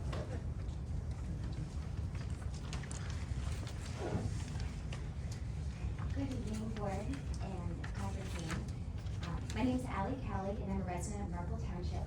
I wish I would have gone first. I am not a linguist, and there were some really fantastic comments to follow up. I was kind of considering not going up at all, but I might as well. Anyway, I came to my first Marple Newtown School Board meeting a month ago, and in support of our wonderful teachers, I shared that the district I teach in, Clacton, was in a very similar situation as Marple Newtown, where we were losing a high number of teachers due to districts that are paying $10,000 to $15,000 higher. This December, as I mentioned before, my district amended the contract 2 years before it was up, and we finally saw a decline in teachers leaving due to our significant salary increase. And to the nice man who spoke from Culbertson with his second grade son, and I know Nick just said that teacher movement is a problem all throughout the country and throughout the state, but they don't have those problems in the better paid school districts. Anyway, then I was one of the few members of the public who came to the committee meeting on March 14th. I think we had 5 people there, maybe. All the attendees that night were strongly in support of increasing Marple Newtown teachers' salaries. Although there weren't many of us present, we had a lot of back and forth conversations with the board members. It was really nice to hear the dialogue. I left that night and I also changed, I had a feeling, but I changed it to opinion. That the board was truly listening to our concerns and what we said wasn't falling on deaf ears. Also, with some of the board's responses, I was able to see, again, in my opinion, that the board does care about our district. Sometimes it is forgotten that they do volunteer all their time. They don't get paid, they do this for free. So I did mention at the March 14th meeting that I've been through many contract negotiations with my 20 years of Clacton. I also mentioned that I have been through one strike. As we all know, teacher strikes put an enormous strain on everyone involved, and I would hate to see it get to that point here. So this is where we could really make that change. There are a lot of smart people on both sides of the table dealing with these contract negotiations, and there are a lot of very good ideas. It is my hope that the board will be as open to discussing with the MNEA as they were with us on March 14th. I hope the board listens to the teachers' proposals and together can come up with a solution to ensure that Marple Newtown continues to be a wonderful school district for our children. Thank you.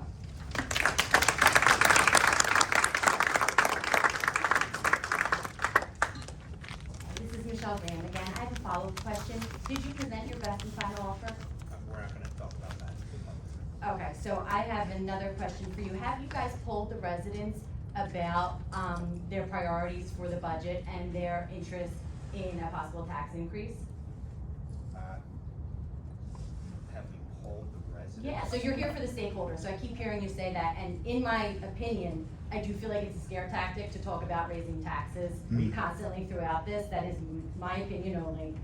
But I, for one, would not mind my taxes being raised. That's a different thing though, right? And that's okay. Yeah. But it's not a scare tactic. We are looking at a tax raise. I guess we need more information then about the budget, because based on our research, which is limited, because you offer limited information, we don't feel that there would need to be a tax increase, but we are absolutely aware that we don't have all the information in the budget because you don't share it. So we have asked Mr. Driscoll directly for information regarding the budget that he has not shared or responded to. Is that So, true? What information have you asked for So, about the budget? Justine Lehigh and I have both emailed you repeatedly For the vote, for the board members. for many For the things, breakdown Mr. of the Driscoll. general fund For the budget. breakdown of the general fund.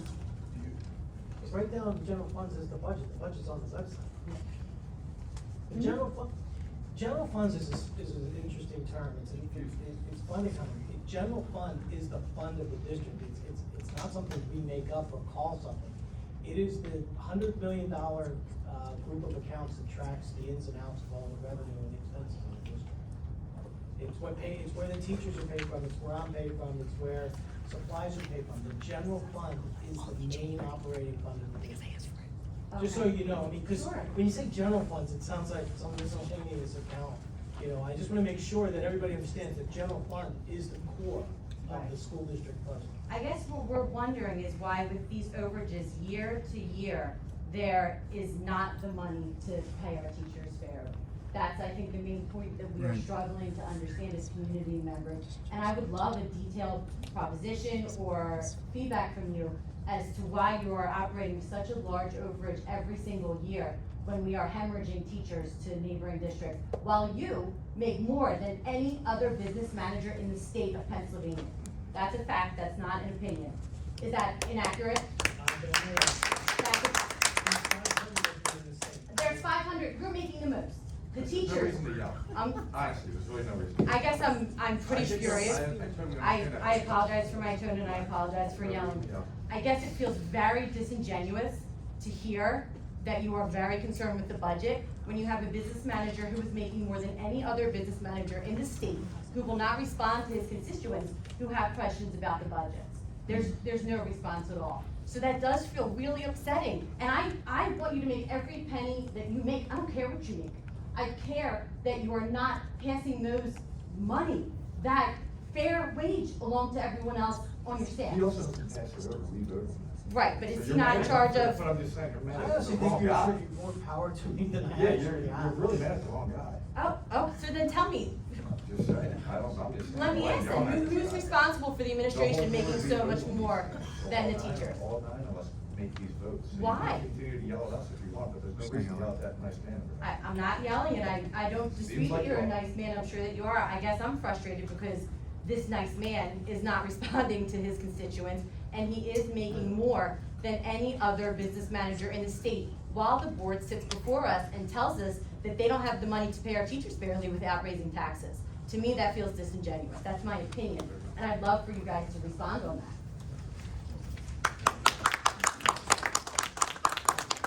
Yeah, please, yeah, no, go for it. I'm sorry. It's Just so a point of good. clarification, if I may, in regard to the kind lady's comment. Perhaps the solicitor could help in this situation where you have an instance where citizenry is asking members of the school board staff for information. Perhaps the solicitor could come forward with something that's permissible under the NLRB, because that's one of the requirements to provide the unions, or in this case, under the collective bargaining agreement, to provide them with relevant information that they ask. I know you're a citizen, correct? Correct. That's a great thing to be. But for some of the union folks that want that information, it's permissible to ask for it, right? But to provide for it, if you need direction, perhaps you could consult the solicitor, because it should all be transparent and open book if the solicitor concurs with my assessment. You can answer. Yeah. I'm not, I'm just saying. Okay. Yeah. As Do whatever I've, he wants. as I've mentioned before, although I'm the main lawyer for the district, the two areas I do not handle. One is special education, the other is labor negotiations. So the district has special counsel for labor negotiations, so I am not qualified to speak to what information that the union leadership is entitled to. So that would be something that would, if the board would like an answer, would have to ask its labor counsel. But I can speak to what members of the public are entitled to. And I have mentioned this before to some members of our community. I mentioned one law, the Sunshine Act. The other law is the Right to Know law. It's really not a aptly named law. It's deceptively titled because it really doesn't give us members of the public the right to know everything. All it does is give us the right to make a request for public records of the district. And public records could include financial records, but there are also a whole bunch of exceptions or exemptions for what is considered to be a public record. So if any member of the public wants to obtain a financial record of the district, all it needs to do is follow the process under the Right to Know law. And that's up on our website. There's a form you fill out, and there's a process you go through. And if you're entitled to the public record, you'll receive it. If the district believes you're not, then there's an appeal right. So the members of the public have the right to get that type of information through the Right to Know process. Just one more comment, if I may. I know there's, as I mentioned before, I've been in your position before as a member of the public. My boys go to a Delaware County Public School District. I've been in your seat before as a member of the public. And I know we feel like we're taxpayers, we contribute to everybody's pay. But I think we have to take a step back and understand that as our board member here pointed out, the district is governed by a school board. That's the governing body of the institution. Now, it's not the business administrator, it's not the superintendent, it's not me as solicitor, it's the school board. And I think someone mentioned earlier about business perspective. I think the gentleman left, but he has a business perspective, business background. Can you imagine? Oh, there you are. Okay, I'm sorry, I didn't see you. Good to see you again. But I'll just close and I'll stop taking up more time, but just inviting us to take a step back and imagine what it would be like if every member of the public had the right to make a request of the business administrator directly for information. That business administrator would never get his or her job done. So that's not how it's set up. That's not how the process is set up. That's not how school boards want to govern their limited resources. Another quick thing that I'll speak up again, forgive me for going on, but on our agenda tonight was a very large real estate tax assessment appeal settlement. The person who deserves credit for that is our business administrator. If you are trying to decide what he is worth, it's not only the budget, it's also all the money he saves our district and all the revenue he brings into our district. He is the one in charge of real estate tax appeals. And he is the one who guides the fight against a property owner trying to squeeze out too much, or the district making sure that we get our fair share. So please evaluate his worth according to everything that he does. That is my 2 cents, but I thought that I should speak up and point that out. Thank you, Mr. Wilker. Mr. President, a couple questions over here, if I may. Before the next comment. My question is for Mr. Driscoll.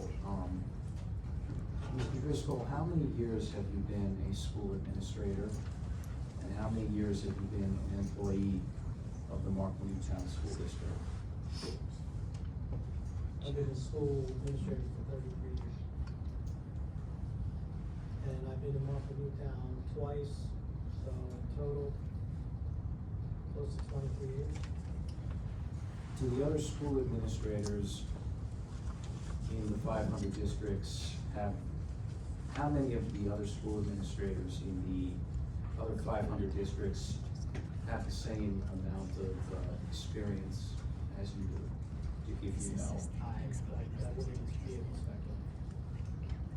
I just don't. I mean, I can, now unless I know, county, sooner or later, somebody becomes the oldest person in the room. For the whole entire state. Hi, I'm Nancy Campbell John. I have lived in the district for over 32 years. I worked at Paxton Middle School for almost 10. I taught some of your children and worked alongside some of you, sitting in front of me and sitting behind me. I worked with some extremely highly qualified teachers and administrators with a lot of integrity, a lot to bring to our students, past, present, and hopefully future. I just want to kind of get us back on track. A lot of people spoke much more eloquently than I can. I did a little bit of research about our mission statement, the district mission statement and core values, and taking a piece of it is we are dedicated to recruiting, retaining, and revering highly qualified staff as a means of providing rigorous educational opportunities for all students. We need to pay our teachers. Excuse me. this is out of my comfort zone. But, I left the district, I left teaching last year for personal reasons, but, it was not an easy decision to make. There are so many qualified teachers that we are in danger of losing. We have the money, you admitted we have the money. I live in the district, I would not be opposed to having a slight increase in taxes. We need to retain our teachers. It is a nationwide teacher shortage that we're dealing with, it is. But we need to pay teachers. If we're gonna lose 83% of our teachers, how are we gonna recruit highly qualified teachers if we don't pay them? Simple as that. We all have the same goal. We have the money, we have qualified teachers, let's keep them, let's pay them, let's, honor them.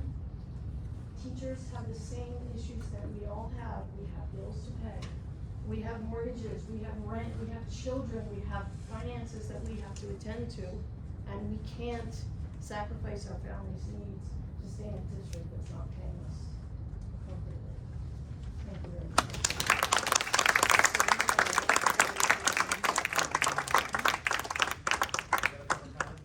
I just had one thing. So, Mr. Srini, is that the proper way to pronounce your name? Yes, it Okay, is. thank you. Unless you're from Italy. I'm not. Serenity. Anyway, I did have to chuckle a little bit when you said if people kept on emailing him all day, he would never get his job done. So I teach high school. The current interference with high school teachers is much less than when I was a middle school teacher. Raise your hand if you are an elementary school teacher. All right. How many parent emails do you get per day? Like, I gotta say, like, I'm not too naggy with my daughter's teacher in first grade, but like I messed up which way she was supposed to go, and my little girl gets to the right spot every day after school. But the amount of things that come constantly change to teachers every single day, that comparison, I just wanted to bring that up, that teachers deal with that all the time. And I have a giant stack of labs that I did on Friday with my kids, and they are still sitting in my backpack at home because I'm here and I miss it, but I try to do it because things get pushed back, and then there's a mental crisis, I have to deal with that, and then there's another IP meeting, then I have to deal with that. But that happens in a teacher's day-to-day thing, and it carries over to their weekends and everything like that. So I just wanted to add that little comment. Thank you.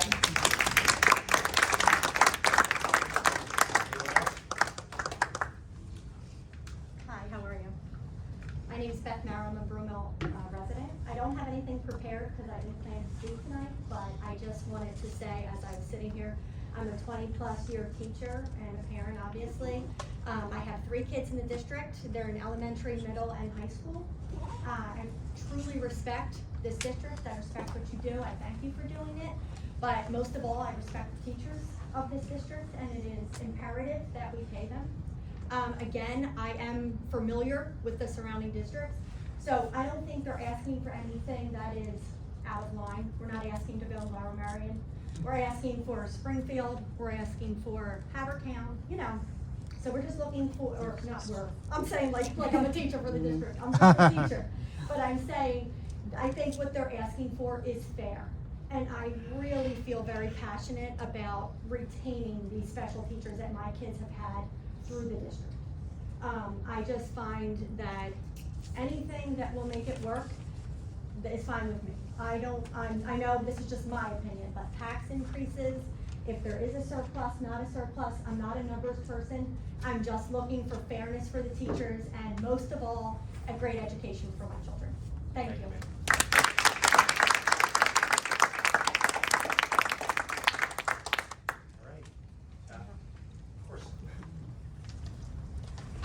My name's Diana Ewan. I have a daughter in first grade at Loomis, and I was here last month and I got an initial taste of what you all do, so thank you so much for what you do. I guess I do want to go back to a comment that you made, Mr. Ciani. Yeah, just about acknowledging that Mr. Driscoll should get paid for his value and for his work, and I think we would agree that is the same sentiment that we're asking for.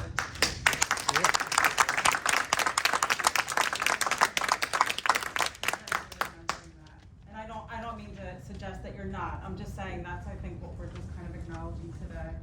So So I think at the last meeting that I attended, it was expressed that the board needs to be considerate of its stakeholders and their concerns, and that at the end of the day, any increase would be requested for the teachers is going to result in a tax increase. I think you've heard that there's a lot of stakeholders here today that we might not be getting it right, we might not know exactly what's involved, but I think the sentiment is, we're willing to do the tax increase if that really needs to happen. I think we would just like to see some more transparency, and maybe the transparency is there, and we're just not understanding it. So I think we would just ask for you to really kind of look at the community. I think we all want the same, thing at the end of the day. I think, Matt, as you said at the last meeting, we don't want an us versus them. And I think at the end of the day, we just have to kind of remember that, and maybe both sides don't just fight for, I wanna win, but like, let's just do what's right. And I think at the end of the day, paying our teachers what their worth is what's right. I agree with that.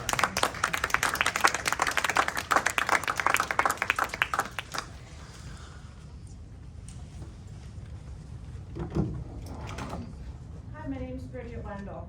I live on Academy Lane in Marple Township, and I have children who attend a district elementary school. We live in Laurel. I just wanted to say, I saw someone come up, they had the word inclusion on their shirt. Inclusion can mean a lot of things. I'm here to ask that the school please submit a proposal for Pennsylvania's Disability Inclusive Curriculum Pilot Program. It involves the school district coming up with a proposal, submitting it by May 15th. And it would involve the school district receiving grant money for 3 consecutive school years, beginning with the upcoming school year, 2023-2024. Did get a response when I emailed out that the district was aware of the pilot program, but they await details from the Pennsylvania Department of Education. And I would just ask that the school district please not just wait for someone to reach out, please be proactive. I think it's within your realm of capabilities to please be proactive and reach out to get more details on what's involved in coming up with this proposal. I know there are a number of local business people on this board who are probably really good at answering RFPs, right? I would ask that you please tap the expertise of those volunteers on our school board, whose efforts those of us in the community we really appreciate a lot. It would be great, it would be an offer for the school district to get the grant money based on a proposal that they would submit. I'm especially reminded of a conversation, I believe it was in the last school board general meeting, where the school district, for some reason, had not submitted certain paperwork. Title I. The loss of the reading specialists at Russell Elementary due to not filing Title I paperwork. I think I'm not alone in hoping that the school district please submit this proposal in a timely fashion. Again, it's due May 15th. If you could please work on that, that would be great. Right to know requests came up a few minutes ago. I remember I submitted a right to know request, I think in August of 2020, for school board reported. It was sent to me on a CD-ROM. Can you guys think back to August of 2020? Who had a working computer with the CD-ROM? Because I needed your phone number back then, because it was of no use to me. The school district resent me the school board meeting, or I think they resent me the school board meeting on a USB drive, which is like about this size, right? Probably a little less bulky. In an unpadded envelope through the US mail with the forever stamp on it. How do you think that went? It didn't arrive. There was a hole in the envelope. So somewhere out there, probably in the bottom of one of those sorting bins, in a post office somewhere, is a jump drive. I would like for the school district to please, when they answer right to know requests, please provide them in a format that modern technology can read and interpret. And if you could please, if you're gonna mail out jump drives, please mail them in a padded envelope. I also wanted to bring up, there's this great quote from a movie. Came out in the year 2000, Traffic. Do you guys remember? It had Catherine Zeta-Jones in it and Michael Douglas. And there was this great scene, I can't remember even when in the movie it was, but Michael Douglas was in it, and then a very distinguished looking gentleman in a military uniform. I think Michael Douglas was going to this gentleman for advice. And the gentleman, they were sitting down in a really nice office, the gentleman was talking about when a ruler was forced out. And now I'm gonna quote. He sat down and wrote 2 letters and gave them to his successor. He said, when you get yourself into a situation you can't get out of, open the first letter and you'll be safe. When you get yourself into another situation you can't get out of, open the second letter. Well, soon enough, the guy found himself in a tight place. I'm still quoting. So he opened the first letter, which said, blame everything on me. So he blames the old man. It worked like a charm. He got himself into a second situation he couldn't get out of. He opened the second letter. It said, sit down and write 2 letters. It was, and that was really a great movie, and I think it was panned critically, but I think it made up for it in box office. Anyway, I'm bringing up that quote because I've heard, I think, the committee meeting, the last school board meeting, and in this school board meeting, the current pickle with the teachers' salaries has been attributed by several people on the dais as being the result of years of conservative fiscal management of the school board's budget. Am I characterizing those remarks correctly? Okay. That was the first envelope. I think it's time to open the second envelope.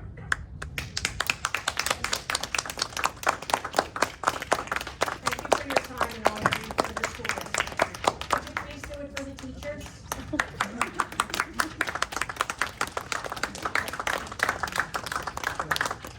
Mrs. Wendell, in relation to the inclusion grant, it's nothing we have to go search for, just so that you understand. All of our grants, Pennsylvania Department of Education has a portal. All of the grants are within the portal. They have not opened that portal for us yet. It's I not did even get there. it. So we have,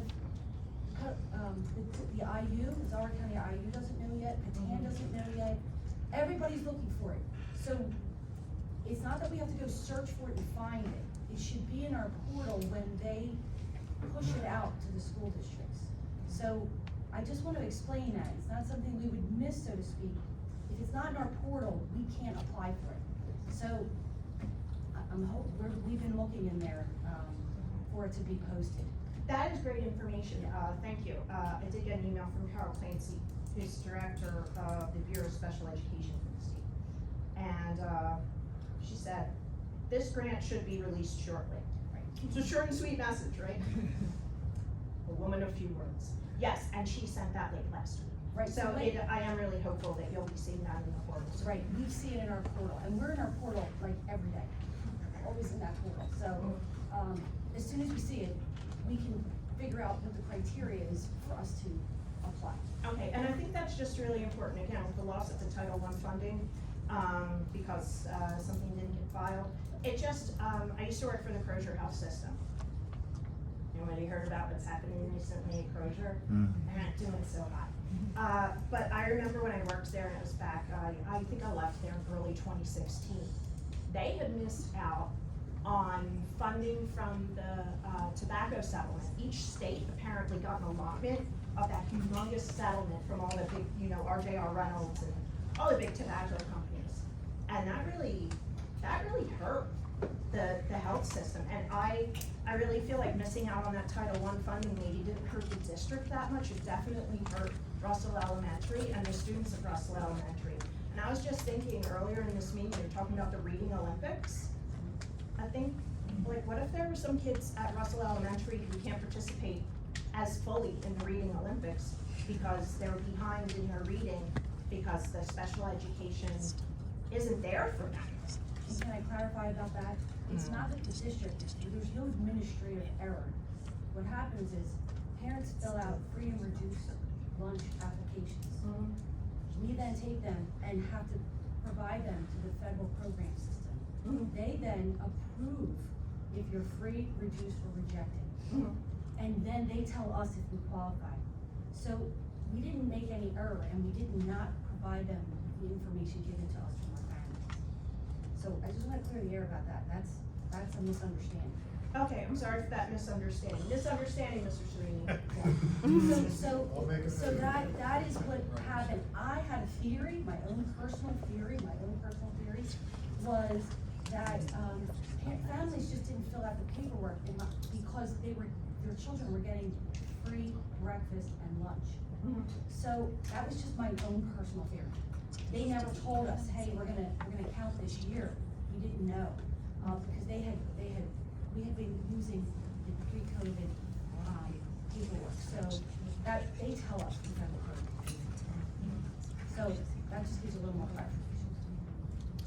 I'm hearing some comments. Did anyone want to take the mic? I heard they're down Here's 40. some up. Sorry, last month we were talking about title. You're already minus 10 minutes. It's just a point of clarification. Last month you folks said you were down one reading, writing specialist at Russell, was that right? Yeah. Well, I was told, and I heard, and I think I know there was an email from December of 2022 that all you were CC'd on, this is you're down 3. So, let's make this constructive, right? We're not a perfect union, we're not a perfect society, we're certainly not a perfect community, but we strive together as one. And on that note, the OT that my son is supposed to receive, he hasn't received it since December because the school district hired a contractor. So in the fall, stand by, in the fall, he had 4 different contractors, all of them quit. And since December, I guess recently you guys have hired someone new. So my son, in his early childhood development, where he should be receiving these things, the OT for his speech, which has led to frustration with his other studies, which he should be entitled to, he hadn't had it since December. I think we all can do better. And the way it gets better is to pay these teachers what their damn salary should be.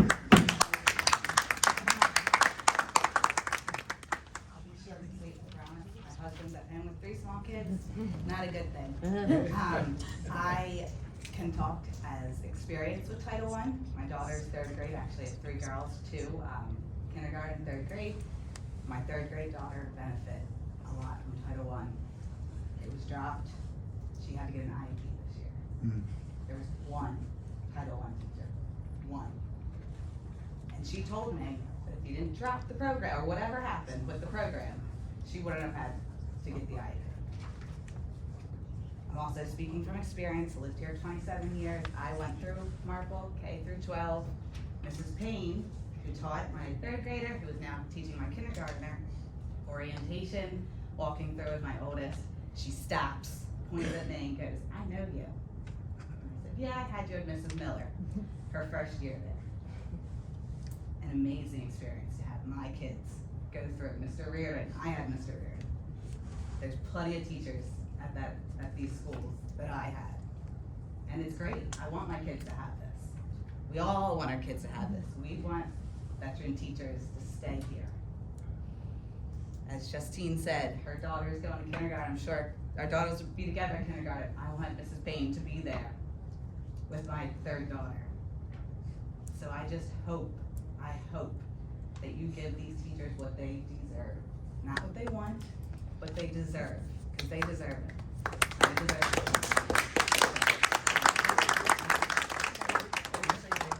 Melanie Faya. I just have 2 small comments. I'm so sorry. I know you both have been through the bathroom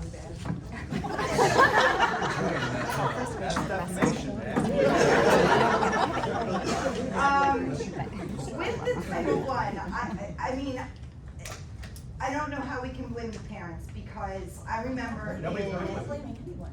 Well, or saying it wasn't an administrative mistake, because I remember it was a part-time job getting paperwork in elementary school from school. Different colors, it got brighter, it got darker, it got red. I almost bought 5 yearbooks because of all the emails you get to keep reminding you. So it should have been made sure that that got done. The other thing is, if we're worried about retention, do you guys conduct exit interviews when people do retire and or leave? We do conduct exit interviews, not necessarily for retirees, because we Right. know why they're leaving.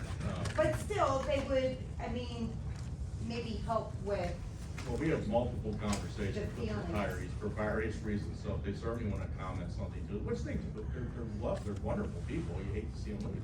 They do say things to us. But those who have resigned and went to a different district, yes, we often have exit interviews with those people, not just teachers, but also Right. classified support person. Okay, good. Thank you. Thank you all for your time. You're dismissed, Mr. I do have one. Oh, I'm sorry. I'm sorry. I was just speaking with a parent, who is listening to the meeting, unfortunately wasn't able to attend, whose, child does, receive, free breakfast and lunch, and she said that she, for whatever reason, received the form too late.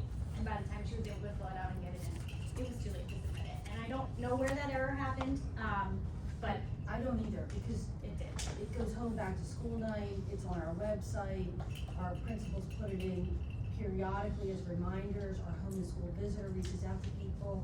We survey our list of people with outstanding balance, so, I mean, we can try to send it home more frequently.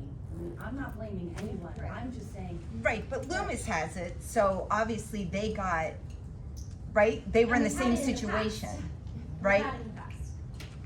We don't Somebody serve- dropped the we ball don't somewhere. serve we don't qualify ourselves, as qualified.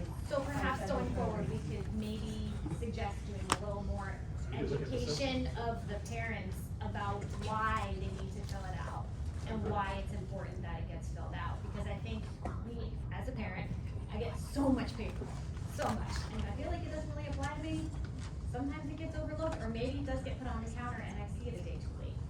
So perhaps educating the community on why we fill out this paperwork might also be an effective strategy. Good. We should look into that. Thank you.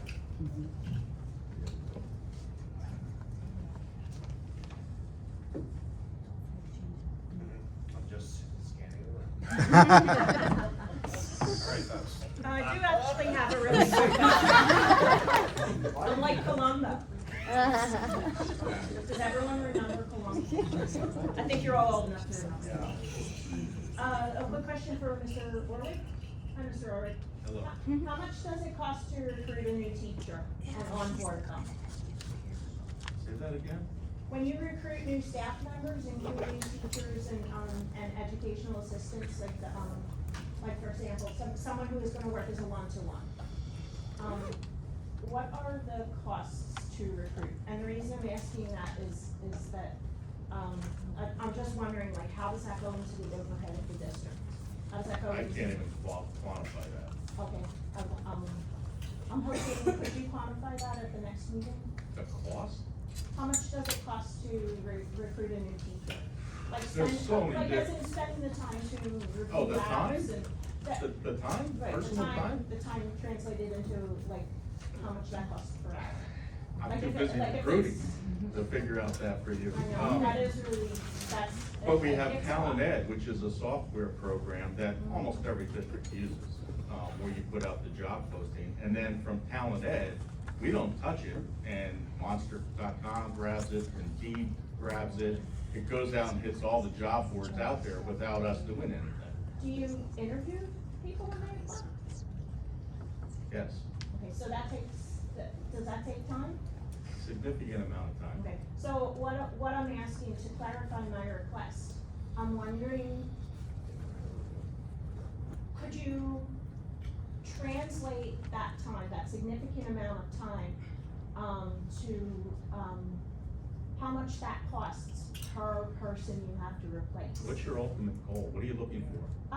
What's the overhead that, that we could possibly reduce in the budget? That's if we the were to job of the retain HR teachers? department. That's part of our job function, to recruit individuals. I mean, It's it's a lot of effort, again, there's only 3 of us. So it's a challenge. I'll tell you that. It's a very strong challenge, but to actually put a dollar on it, there's so many different ways that you recruit, you interview. The position dictates how much time you invest into it. So for example, if there's a physics teacher that we need to recruit for, you're talking a significant investment of time. And are they only, I'm just wondering about the interview process, are they only interviewed by people in HR, or are they interviewed by like other teachers, like maybe senior teachers? Teachers are not in the interview process. The frontline supervisor, whoever that may be, it may be a special ed director, it may be the building principal, it could be within the teaching and learning department. HR can sit in, but we typically don't sit in on first round, so there's typically 3 rounds of interviews. It just goes on and on. I mean, for teachers, they have to do a sample lesson in front of a committee before they get recommended for hire. It's what HR does. So it's what probably we do. cheaper to retain than it is to hire. Is that your point? Yes. Ingrid. Well done. Next time, can you get up? It's probably cheaper to retain I than can't even, constantly. your request to quantify the hiring process is what dollar amount? It's commonly done in a business setting. I think Well, some we of the must be business more people on the knowledgeable board than might I be able am to speak to that. quantify. We'll give it a shot, that's all I can tell you, is I'll give it a shot, but it's gonna vary from position to position. I'm You know, just if we're wondering, I recruiting mean, a it's- bus it's- driver or we're recruiting a physics teacher, there's a large variance between the two. I'm sure there's a huge variance between the two. I think it's, my opinion is that it's well accepted, throughout most organizations, that it is cheaper to retain, in the long run, it's cheaper to retain than to constantly hire and retrain, hire and retrain. It could be, it could be. There's too many factors for me to even factor into a formula that you're asking. I think the point is taken. Okay, thanks. Thank you, Martha. I know, sorry, Matt. It's been years since you've seen me. Hi, I'm Martha Davis from Marple, and I wasn't going to speak because I don't have anything prepared. Everybody said what I wanted to say, but there is one point that was mentioned briefly that needs some attention. You voted at the last meeting to accept the block schedule for next year. So I'm not a teacher, but I'm imagining that most of your high school teachers will be spending at least a portion of their summer redoing their lesson plans, reconfiguring, bringing in new ideas, hopefully now that they have larger blocks of time, more interactive lessons. I'm assuming they're going to be doing that over part of their summer because they love their job and they're dedicated to our students, and you've asked them to move to this semester-based schedule. If we're heading into June and there's no contract, my guess is that they might be even more inclined to look at a different district that won't have them doing all of that work in preparation for a job where they don't feel appreciated. So I just wanted to point that out as another reason to get this contract done and done quickly before they decide that that's not how they want to spend their summer.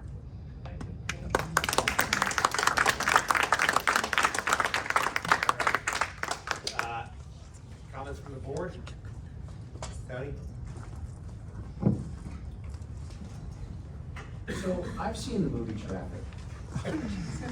And I do recognize that reference to that line. And I know the context of that line. It was a story about the Soviet premier Nikita Khrushchev as he was being forced from power. So when a member of the public comes up and says to the school board, open the second envelope, I don't know what that implies. If you're saying that the 9 of us should just leave, but we're here serving. And, I think a comment like that it's your right to make, but I think it really belittles the effort that Matt Bilker and Dave Desi, who are the school board's negotiators. I think that comment demonstrates a misunderstanding of how much work he's putting into this, and he's putting into this. I think a comment like that belittles the efforts that they're making. I think when our school board president puts his proposal out to the teachers' union, the Marple Newtown Education Association, I think that's one of the most transparent things a school board president could do.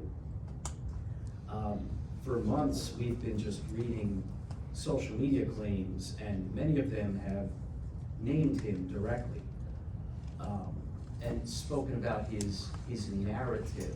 So I'm disheartened by that as someone who's new to this process. I mentioned this at the committee meetings. My association with Mr. Bilker, as was mentioned earlier, goes all the way back to when we were both in school.